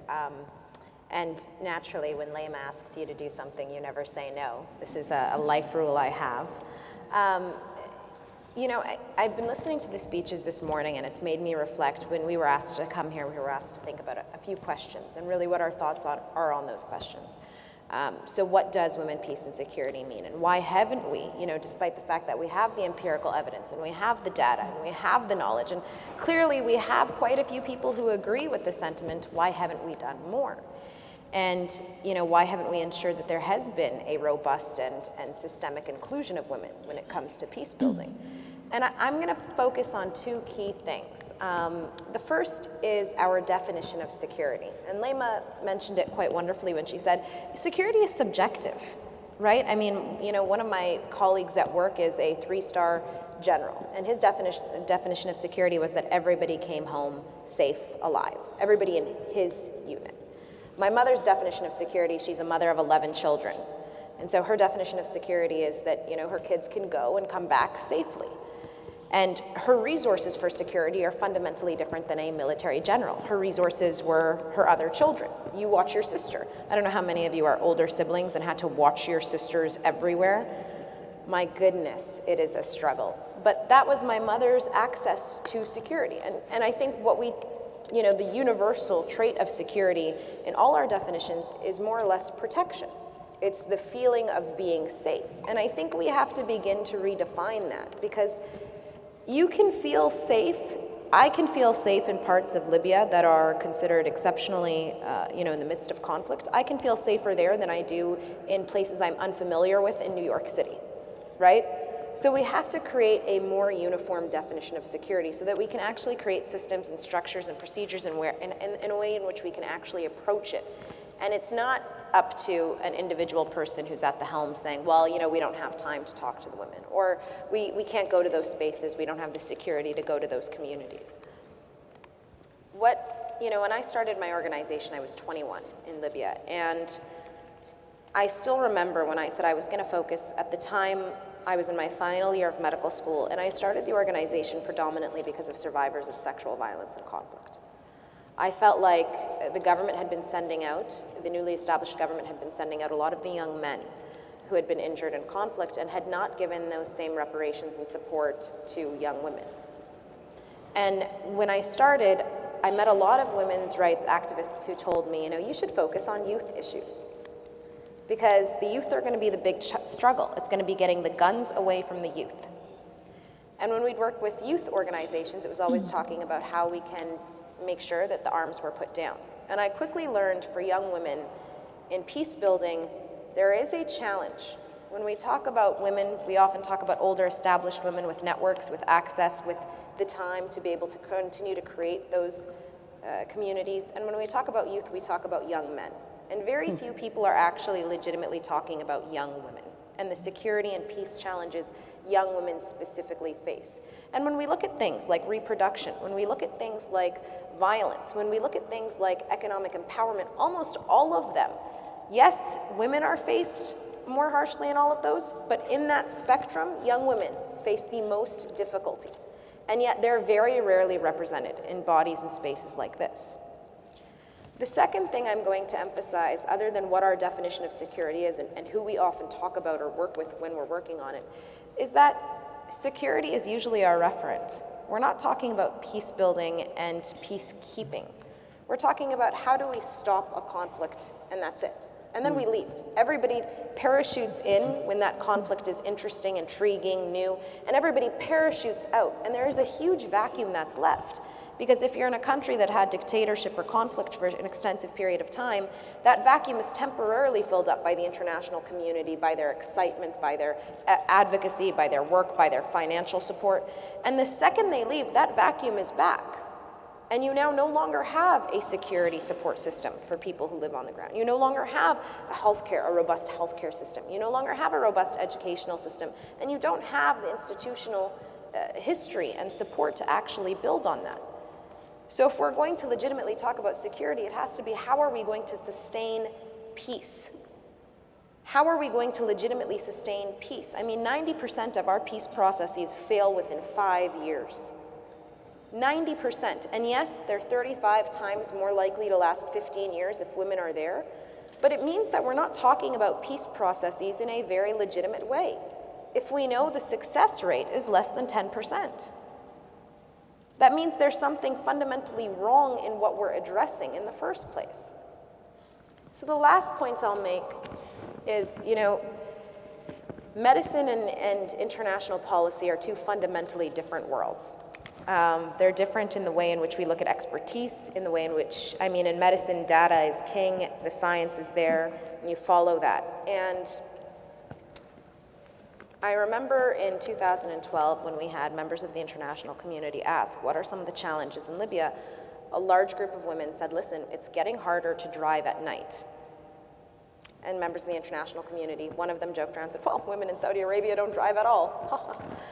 And did not recognize the importance of that sentiment, that women in 2012 were saying, listen, there is a cultural shift. We are being limited in our ability to move. This is important. And they completely ignored it. They said, oh, these are just cultural problems in North Africa, and moved on. And 2 years later, they came back to that same group of women and said, well, it just came out of nowhere for us. It came out of left field. And the women said, no, we've been telling you for quite some time. And I compare it a little bit to medicine in the sense that if you get an infection on your arm and you go to a good doctor will give you antibiotics, but they'll also debride your arm. They will go in. It's time intensive, it's costly, it takes expertise, but they'll go in and they'll get to that very foundation of that problem, and they'll debride your arm. Because if they were to bandage it and send you home, you would be back in 2 weeks, arguably, to get an amputation, right? And it stuns me sometimes that we do not look at global security and peace building in the same way. We take something like the migration crisis or the refugee crisis, and we band-aid it. We say, you know what, we'll deal with healthcare in camps, and we'll deal with, how we're gonna get people to go through borders, and that's fine, those are temporary. But nobody is talking about the root problems. If we want to legitimately talk about migration and refugee crisis, we're talking about resources, we're talking about land and territory, we're talking about conflict that many of our countries are funding and supporting. We're talking about the fact that we are very much complicit. If we want to talk about women's rights, two speakers had mentioned Gandhi earlier, and I think it's important to note that yes, while somebody can be a peace builder in very many regards, Gandhi's views on sexuality and his treatment of women has created long-term challenges for the women of India in terms of reproductive rights, in terms of who was blamed for rape, etc. Those are important things. So, Very good. So I'm going to end off by just saying, as important as it is for us to create these structural and systemic changes, as important as it is for us to challenge the definitions of what we're working on and who gets to sit at the table and how we're looking at it and who we're speaking to, I think all of that comes down to the fact that we need to be talking to people who don't necessarily look or sound like us. It's wonderful that everybody in this room arguably supports women's engagement in peace processes and security, but the reality is this is not oftentimes the room we need to be speaking with. We need to be able to go into communities where you have people who are very actively and vocally unsupportive of women's inclusion and say, what stories, what history, what experience, what upbringing did you have that gave you this sentiment and this belief? Because as much data as you put out, we can talk about how girls' education and women's reproductive rights are the single one, the most cost-effective and practical solution to climate change. We can talk about that. And you can go into companies that work on green energy and you can tell them, you know what, your money is better spent if you put it into this as well. And the response you will arguably get is yes, but clean energy, it's more tangible, we can see the shifts, we can see the changes, etc. And so until we start having honest conversations about speaking to people who are not on our side for their own legitimate reasons, legitimate to them, and until we can actually sit in our own communities and ask older women and older men, younger women and younger men, why they don't necessarily see this as being a purpose and a point, then we can't necessarily create the right conversations and the right trust for us to really be able to ensure that this is sustainable in the long term. Fantastic. Thank you. Thank you. We're going to be overwhelmed here by the end of the panel, I promise you. I'm so pleased to introduce our next speaker, Alison Julian, who migrated from Barbados. For more than 25 years, she worked as a nanny here in New York City. And for over a decade, she has organized domestic workers. She was part of the founding of the National Domestic Workers Alliance, NDWA, in 2007, which is the leading voice for dignity and fairness for millions of domestic workers in the United States, most of whom are women. NDWA works for respect, recognition, and inclusion in labor protections for domestic workers. It has won state domestic workers' bills of rights in 8 states. Your program will say 5, but the late breaking news, it's 8 states, including New York, California, Hawaii, Massachusetts, Oregon, Illinois, Connecticut, and Nevada. The National Alliance is powered by almost 60 affiliate organizations, plus its first local chapter in Atlanta, of over 20,000 nannies, housekeepers, and caregivers for the elderly in 36 cities and 17 states. Alison Julian was a key leader in the 6-year campaign for the New York Domestic Workers' Bill of Rights that resulted in a successful historic passage in 2010. And I remember that. It was a historic passage. Alison currently organizes domestic workers with the New York chapter of We Dream in Black, NDWA's dynamic capacity building program for Black domestic workers. Alison, give us your thoughts. Thank you.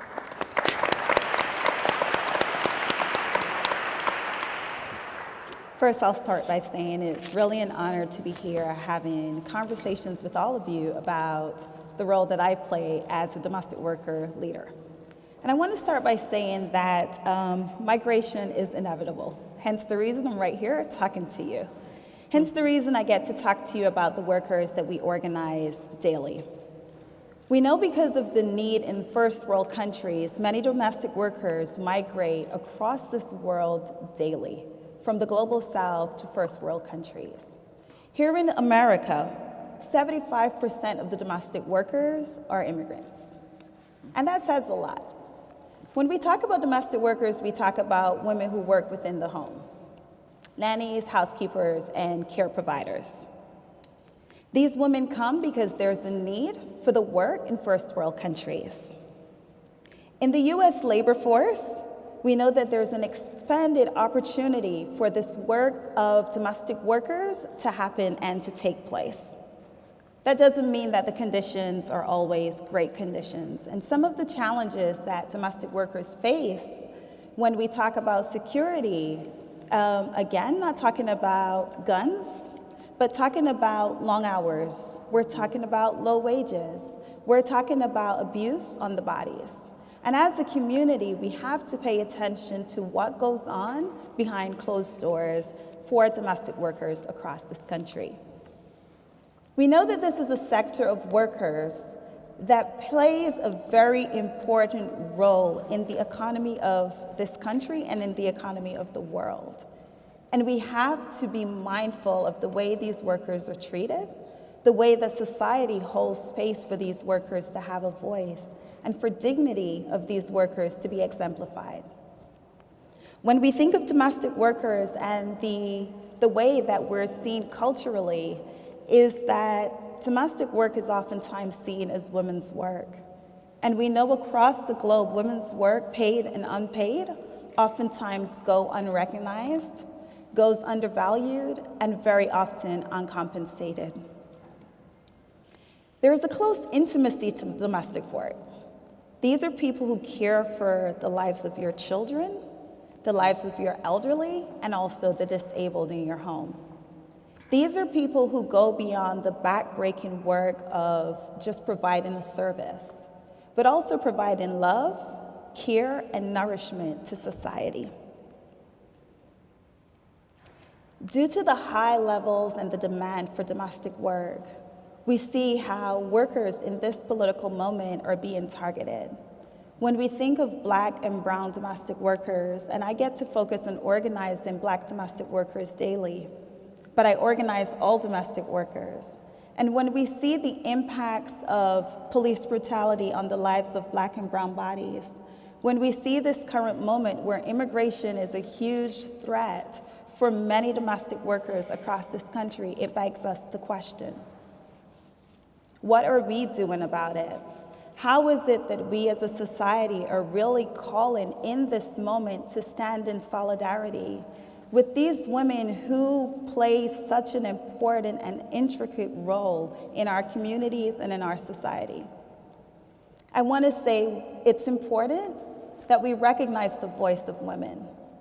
When women are impacted, when women are at the forefront of the conditions in which they face, we have to listen to women. Women know, and domestic workers know, the conditions under which they face daily.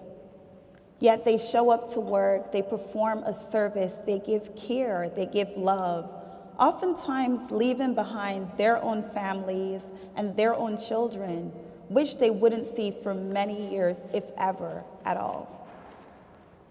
When women lead, we give them dignity. We give them a voice. And in our organizing, we empower women through leadership development, through skills building, through political education. And why do we do this? Because we know that these women have the power to go back into their society, to talk to other women in their community. They have the power to transform the world in which we live, because they're the ones directly impacted. When women lead, all of us win. Thank you. Thank you.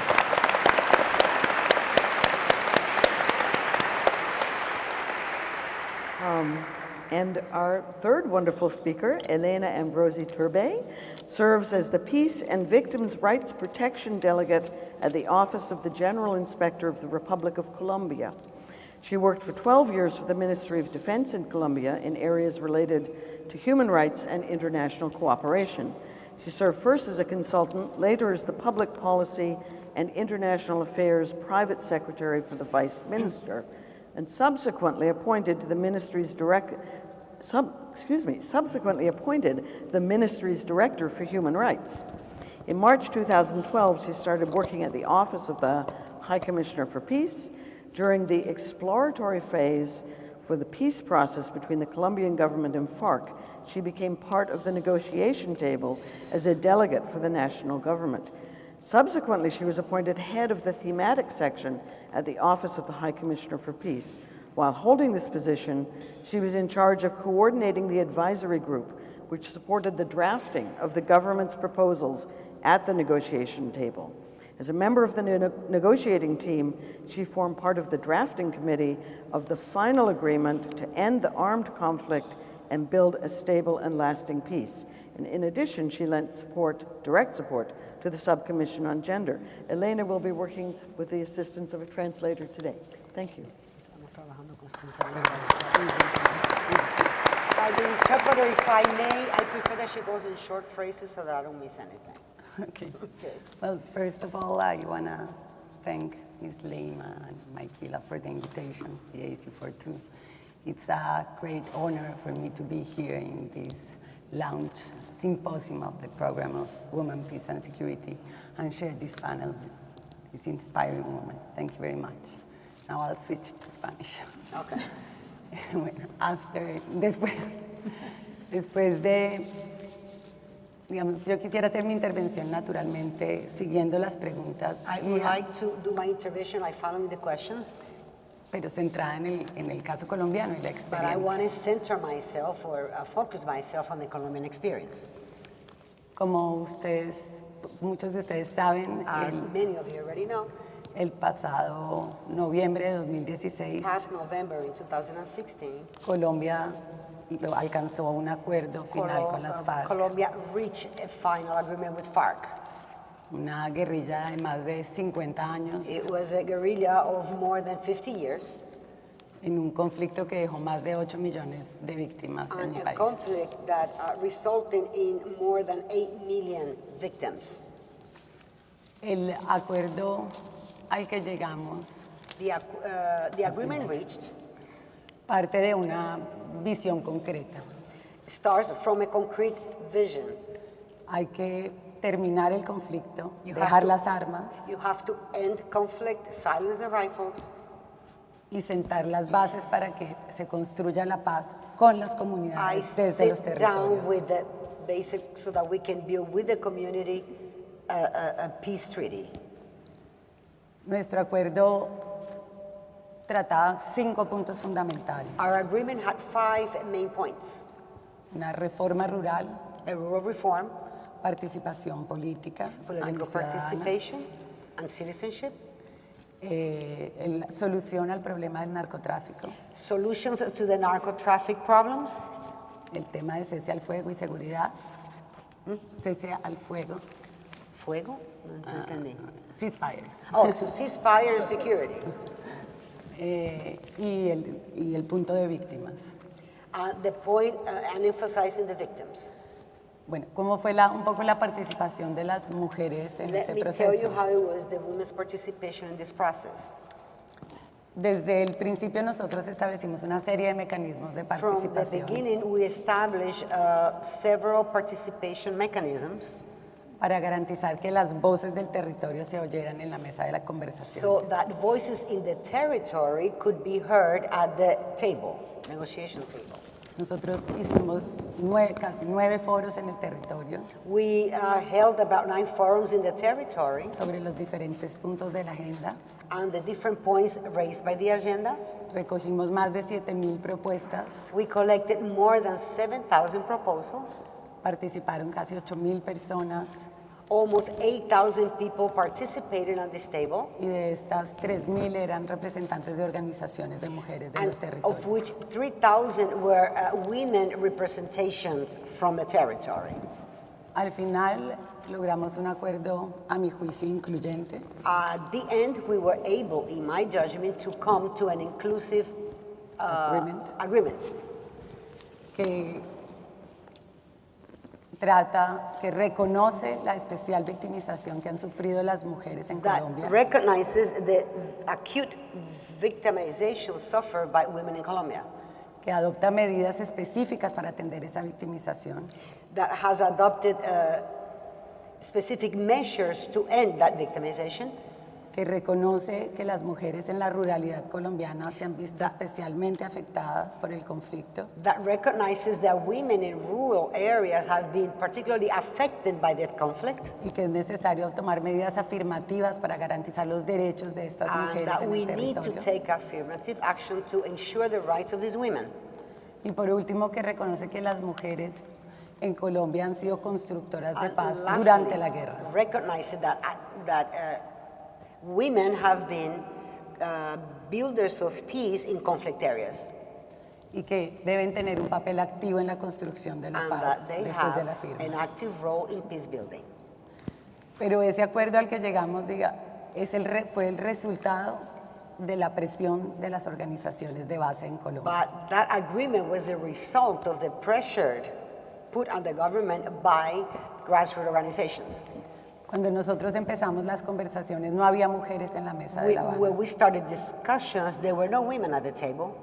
Después de un año teníamos acuerdos sobre 2 puntos que tenían medidas de género. And after a year, we had already agreements on issues that were gender sensitive. Pero no tenían una transversalización sistemática de un enfoque de género. But they were not mainstreamed into the gender perspective.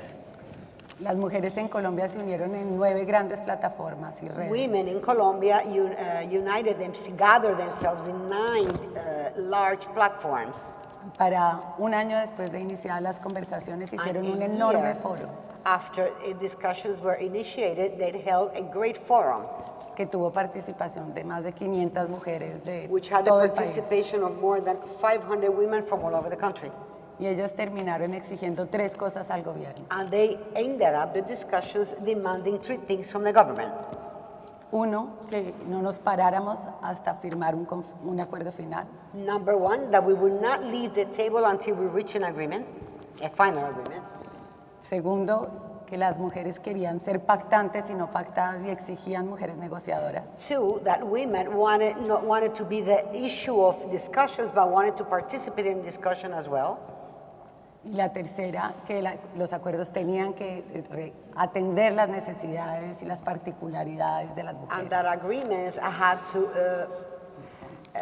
comply with the needs and the desires and the wants of these women.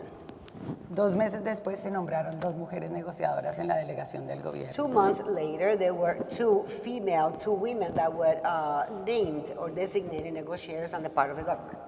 Y a los 6 meses creamos la subcomisión de género. And 6 months later, we created the Subcommission on Gender.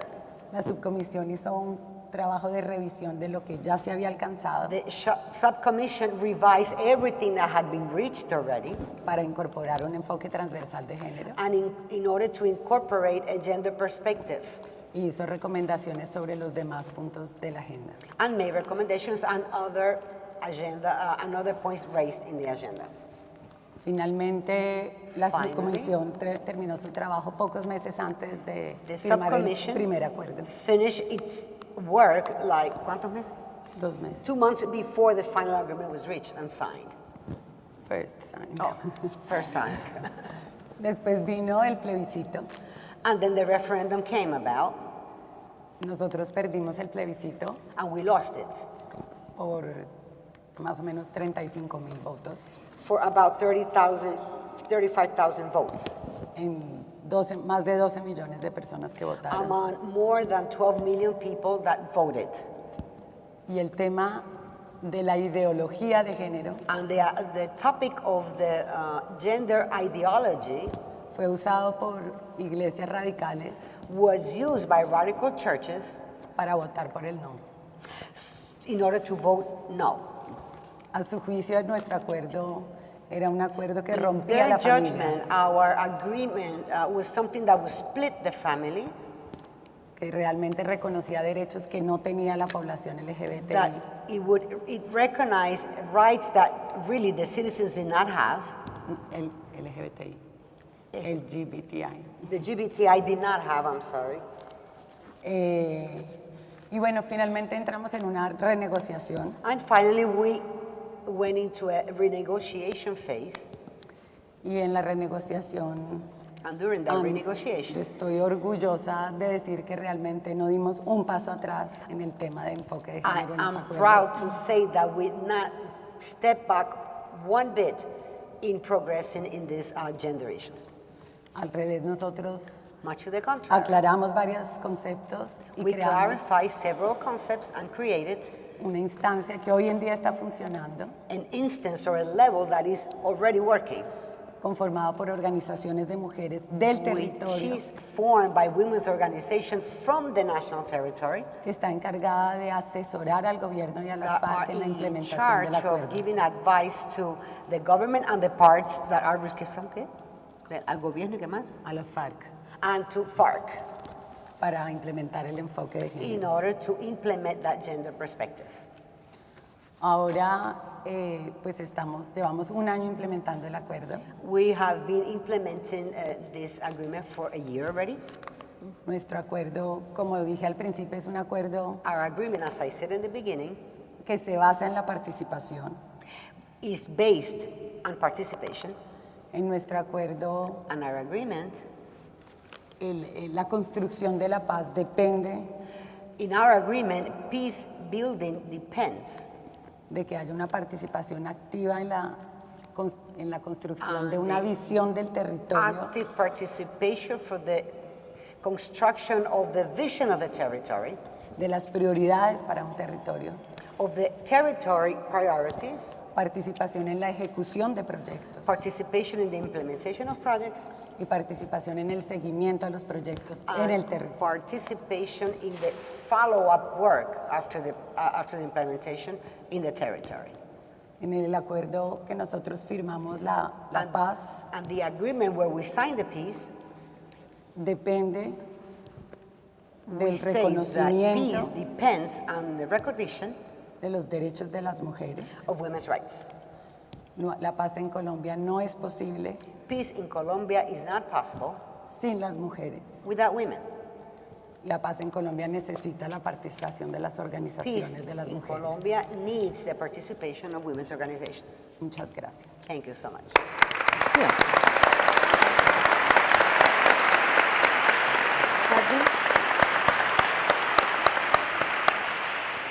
Thank you. I am completely honored to be here in the presence of people who are doing such smart, progressive, challenging work. And I wish we could stay here all day to talk. I'd be ready.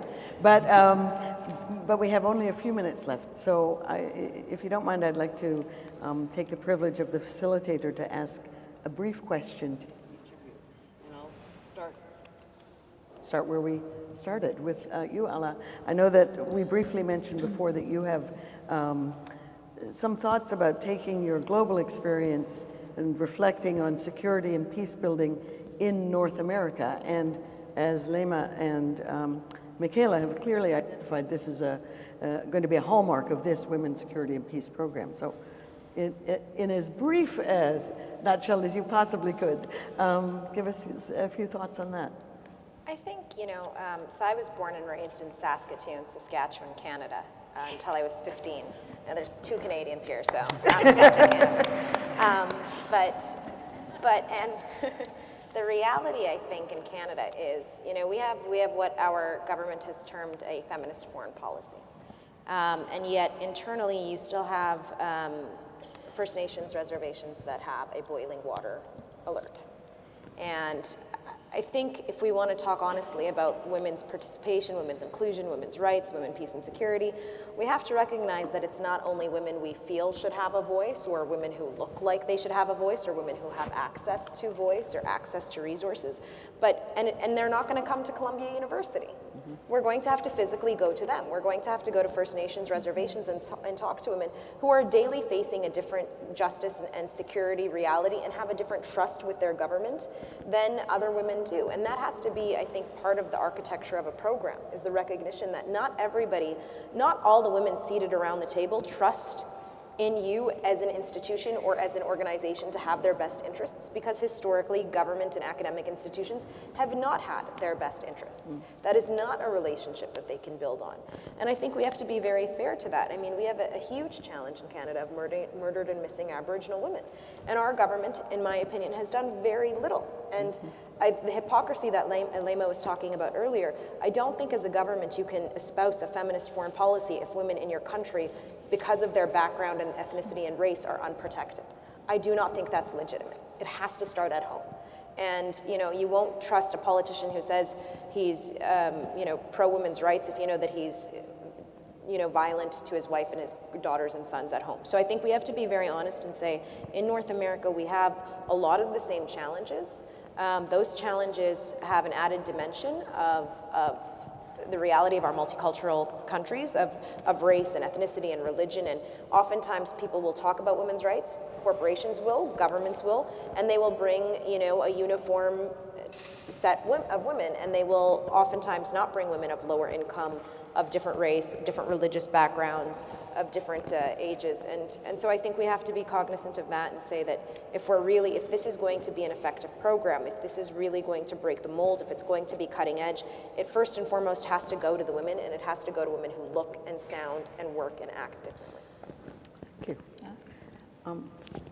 Alison, since you put the domestic work context as a global context, I wonder if the NDWA is making links to grassroots organizations in the countries from which many of the women come.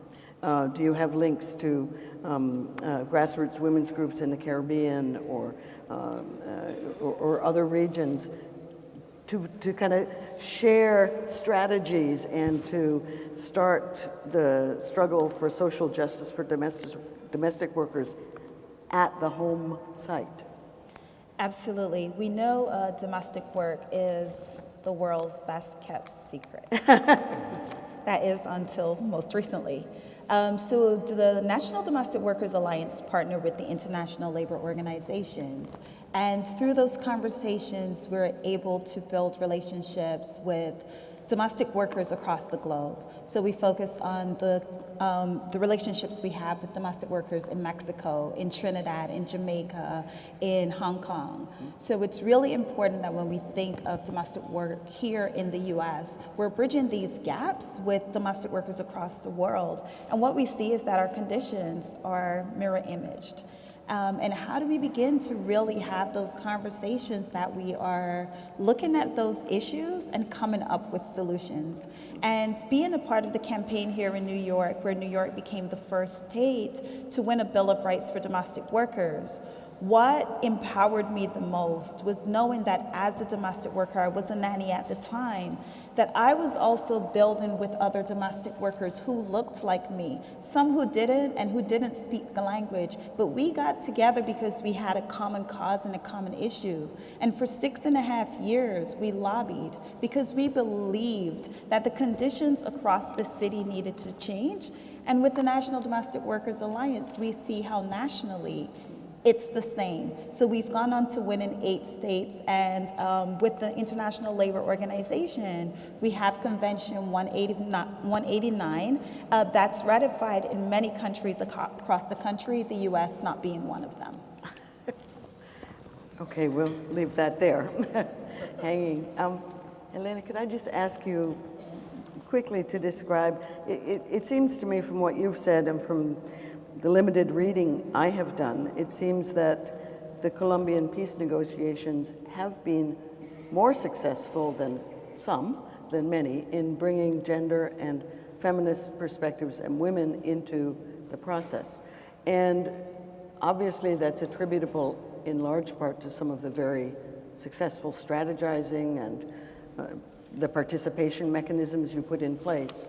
But I wonder, is there a larger context of feminist political engagement in civil society in Colombia that kind of set the platform on which then this relatively successful peace work was done. Sí, sí, por supuesto. Of course.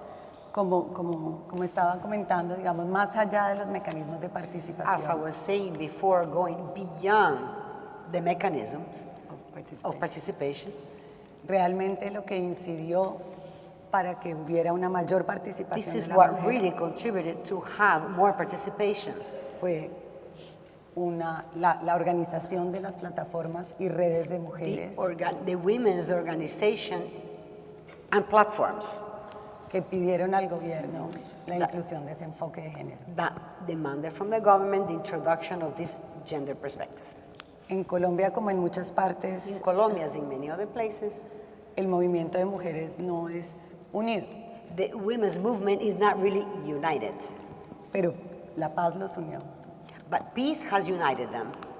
Y ellas lograron hacer una presión suficiente en And el they were gobierno able to put a lot of pressure on the government, or enough pressure on the government, justamente para garantizar esa transversalización del enfoque de precisely género.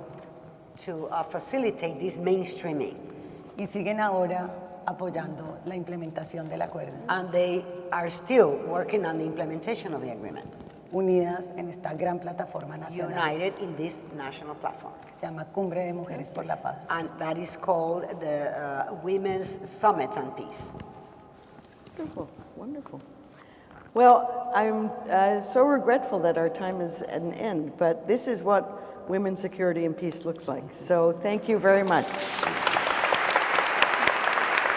Thank you, that was wonderful. That was great. Honestly, this is great. Leymah, this is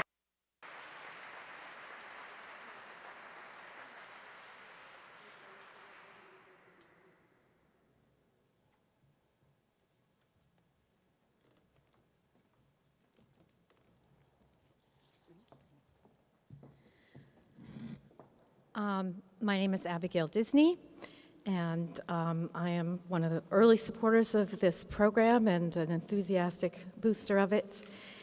And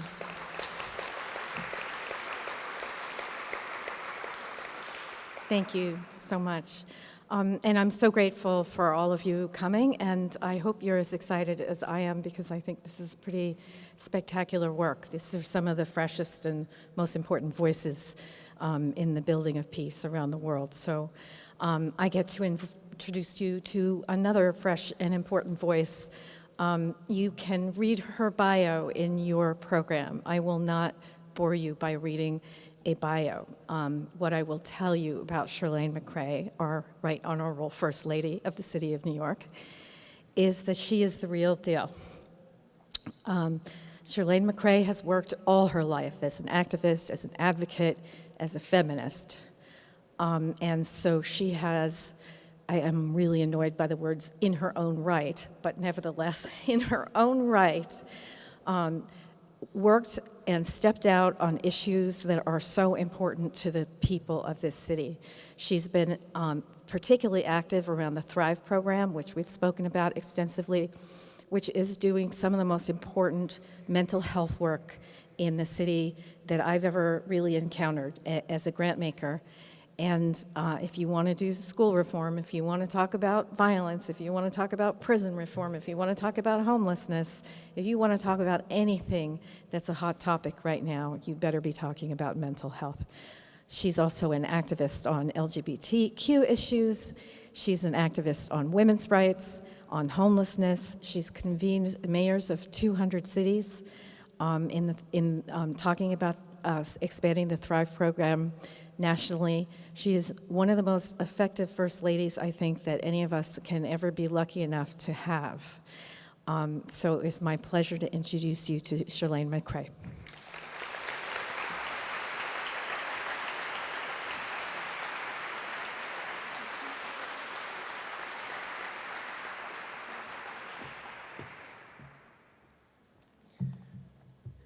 Good morning, everyone.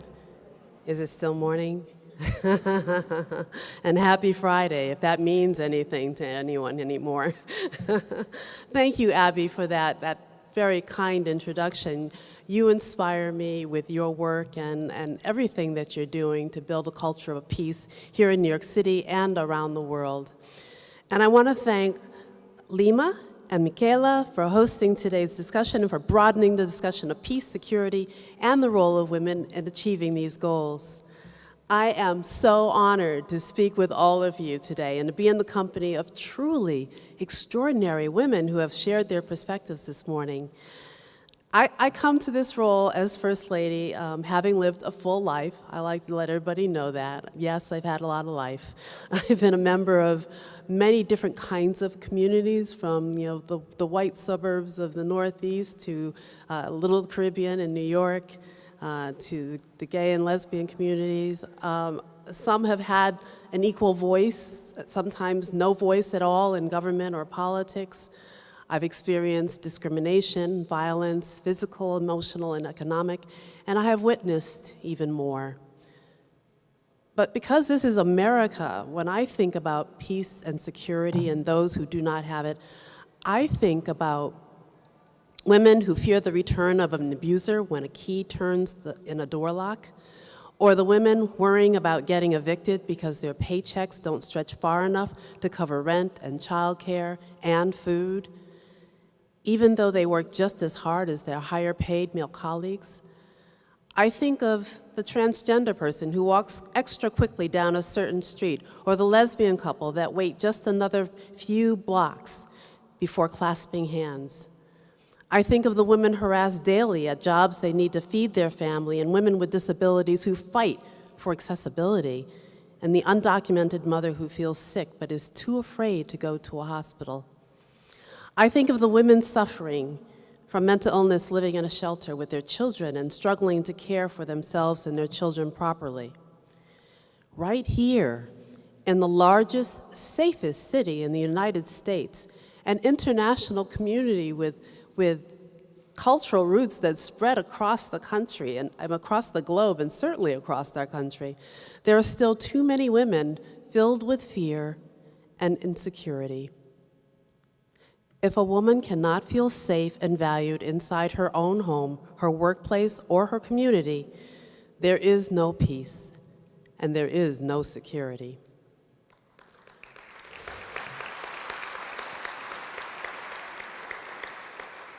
I remember when I first moved to New York City. It was 1977, and I was a Black feminist, lesbian, identifying poet, writer, activist in search of a community. And I found one in a group of Black, Latina, lesbian women called the Salsa Soul Sisters. These women quickly became my New York family. We offered each other support and encouragement with our loves and our professional lives and in every way possible. And we protected each other from the outside world, or the pain of the outside world, sharing information about where we could safely socialize, which doctors would treat us with sensitivity, and which workplace might hire us. This is an example of a supportive community from 4 decades ago, but it's one that still rings true. Like the East Harlem women of the Association to Benefit Children, so powerfully displayed in the Earth Institute's photo exhibit, or like the undocumented New Yorkers and their loved ones who alert and protect each other, people rely on the communities they build to ensure their security and their well-being. We do what we must to make ourselves safe. This is the mindset many women walk with through their daily lives, because the forces women struggle against are much larger and more powerful than any one person or any single act of violence. Take, for example, the women who came bravely forward to expose Harvey Weinstein in recent weeks. They were not just taking a stand against one predator. They are exposing a culture with a deep bias against women, a culture that emboldens predators, punishes women for speaking out, and rewards male silence and complicity. It's a culture that goes far beyond sexual harassment and assault in Hollywood or in any industry. When women are paid less than men for the same job, the message is that women are worth less than men. And what then are we saying about the worth of transgender and gender nonconforming individuals when they are not hired at all or fired for expressing their identity? The message is the same. Of course, our culture is a tangle of systems set up to oppress women of all ethnicities and fortified by others designed to dehumanize and hold back people of color and other marginalized communities. But let's not understate the power of one person taking a stand for justice in her own life, giving courage to others to also make a stand, and then joining with others to amplify their voices. The whispered words of a little girl of color can 10 years later turn into a chorus of millions saying, "Me too, me too, me too." When women all over the world decide they've had enough and draw strength from each other's courage. When women tell their stories, it contributes to a conversation that inspires others to take action, especially now, with so many different ways to communicate. It is not even necessary to have a big social media following or a seated audience to speak to. We all have a community of people that we can reach out to. Our family, our friends, our coworkers, our neighbors. When enough people speak, government has to change. Government has to provide services and information differently. And why do I say this? Because what is government? What is government? It's people. It's people like me and you. For the past few years, I have focused on my work on mental health, how to change our culture of shame and punishment around mental health to one of healing and wellness, and how to rethink and transform the way we deliver services. Too often, people in power make the mistake of thinking mental health as a soft issue, a complicated minor aspect of the health challenges we face, and not nearly as consequential as work to fix our streets, create more jobs, or reduce crime. But for people struggling with mental illness and substance misuse, and the people who love and care for them, there is no peace or security. What do you have if you don't have your mental health? Mental health challenges don't simply disrupt the lives of individuals, they exact a terrible cost, a terrible social, financial, and emotional cost on our city and, of course, in our communities. Think about it. For example, 10,000 women suffer from maternal depression every year in our city. It's that common, and it can affect the entire family. When babies can't bond properly with their mothers, it affects their brain development and their ability to learn, develop healthy relationships. It affects their whole lives. In our family shelters, about 30% of women and children residing there were forced out of their homes because of intimate partner violence. And yet, until now, we have not had services in place to treat their trauma. In our jails, more than a third of the detained people are diagnosed with a mental illness, and we know so much illness goes undiagnosed. These are people our system is set up to punish when what they really need is care. Many, if not most, of the women who are in jail are separated from their children. And so I say, without mental health, there is no peace, there is no security. I am excited about our work to embed services in places where people live, learn, worship, and work. And we could not have gotten this without women and the men who support women speaking out, raising their voices. When enough people speak out, government has to change. Because women have spoken in New York City, we have made pre-K available to all families, extended paid sick leave for hundreds of thousands of New Yorkers, and we've banned employers from asking for salary history, a question that blocks women from earning a fair wage. But here's the catch. This kind of change happens only if you have the right women or the right men who support women in office. What we are doing now with mental health would not have happened on this scale if I had not chosen to work on this issue. And obviously, it wouldn't have happened if my husband had not won for office and been elected. That is why I encourage women to become leaders. Run for class president, run for public office, become acquainted with being in charge, and take a leadership role. Join a community board, plan a fundraiser or awareness event. The 16 days of global action against gender-based violence are coming up on November 25th. That is a great time to lead an event in your own community. We need women who support other women as decision makers and leaders. There have never been more resources available to help women run for public office, especially women from disenfranchised communities, and has never been more important. We have to get the right women in our halls of power.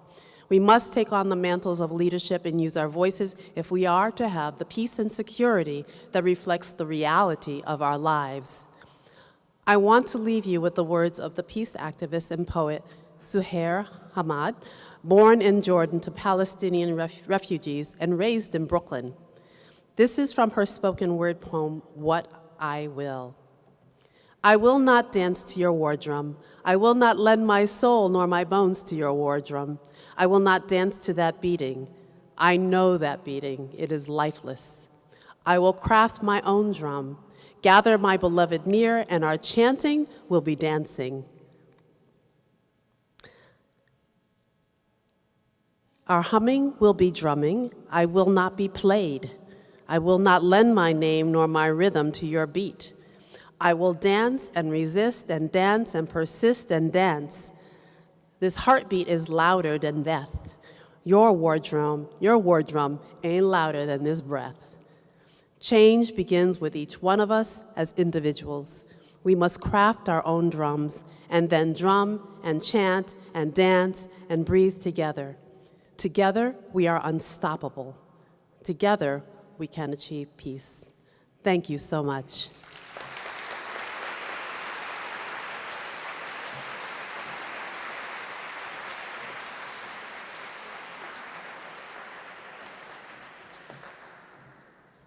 Well, what a day. Thank you again to everyone who presented and to each and every one of you in the audience. The conversation today has provided us with new ideas, fresh questions, and rallying calls to action, so thank you. So what lies in store for the Women, Peace, and Security program? What comes next? How do we take this richness of today's discussion and build on it? In light of everyone's comments and exchanges today, I'm prompted to consider anew what it means to launch an innovative educational program in 2017. In this contemporary moment, with all the challenges and possibilities of these times, what are the ways that we are conceptualizing and understanding our work and the necessary next steps for the actualization of this program? I want to make sort of 3 very short points about this, particularly in relation to our symposium speakers. And the first, as we have heard again and again, is about the building of a program that is committed to the increased visibility of women peace builders and the diverse strategies and type of peace work that they employ. This point, as we heard from a wide range of examples, means that we can't work from a static definition of women, peace, and security, that we actually, even as a collective term, but even every single piece of that term, women, peace, and security, needs to be really questioned and named the assumptions that are within those ideas. So for example, when we say women peace builders, we hope an automatic response is which women, where, whose voices are listened to, and whose voices are left out. We know that women in a general category are affected by structural inequalities, but we also know that in everyday, lived ways, there is great diversity to these experiences, diversity of whose bodies are most assaulted, whose lives are seen and not seen, and also diversity too with regard to strategies of resilience and resistance. So one very tangible aim of this program is thus not solely increased representation and the aiding of increased representation of women's voices from civil society to policy, but also fundamentally about the expansion and interrogation of the very categories and analytical tools, as Graça said, available to us to understand and listen to such representation. So, as Leymah, Gbowee, and the First Lady just pointed out, when we fundamentally open up these understandings of security, when we in a sense shift and expand the lens, then we are able to gain a much fuller and wider picture of the kinds of influences and contributions from women peacemakers and activists, and that includes both formal and informal. This is particularly important now. Structures affect the security of women's lives in ways that operate beyond boundaries and borders. As we have seen in the news lately, this generation, we all must take questions seriously, such as environmental degradation, climate change, migration, structural inequality. So there's no way around the fact that these are challenging times for sustainable peace. But part of the message that we hope you all leave with today is that the challenge is not that incredible grassroots peace work isn't happening, because it is, but rather how often it is dismissed and utterly overlooked as real expertise. That the very categories for conceptualizing and thinking about these questions are limited or skewed. So our new program in Women, Peace, and Security aims to fundamentally expand the very categories for recognition for such peace work, and to bolster and support this work and the strategies already employed by women peace builders around the globe. Please join us in this work. As you leave, join us on the mailing list and tell a friend about what you learned today. Write to us about what resonated and what thoughts were prompted. Let us continue this conversation together. Thank you very much for coming.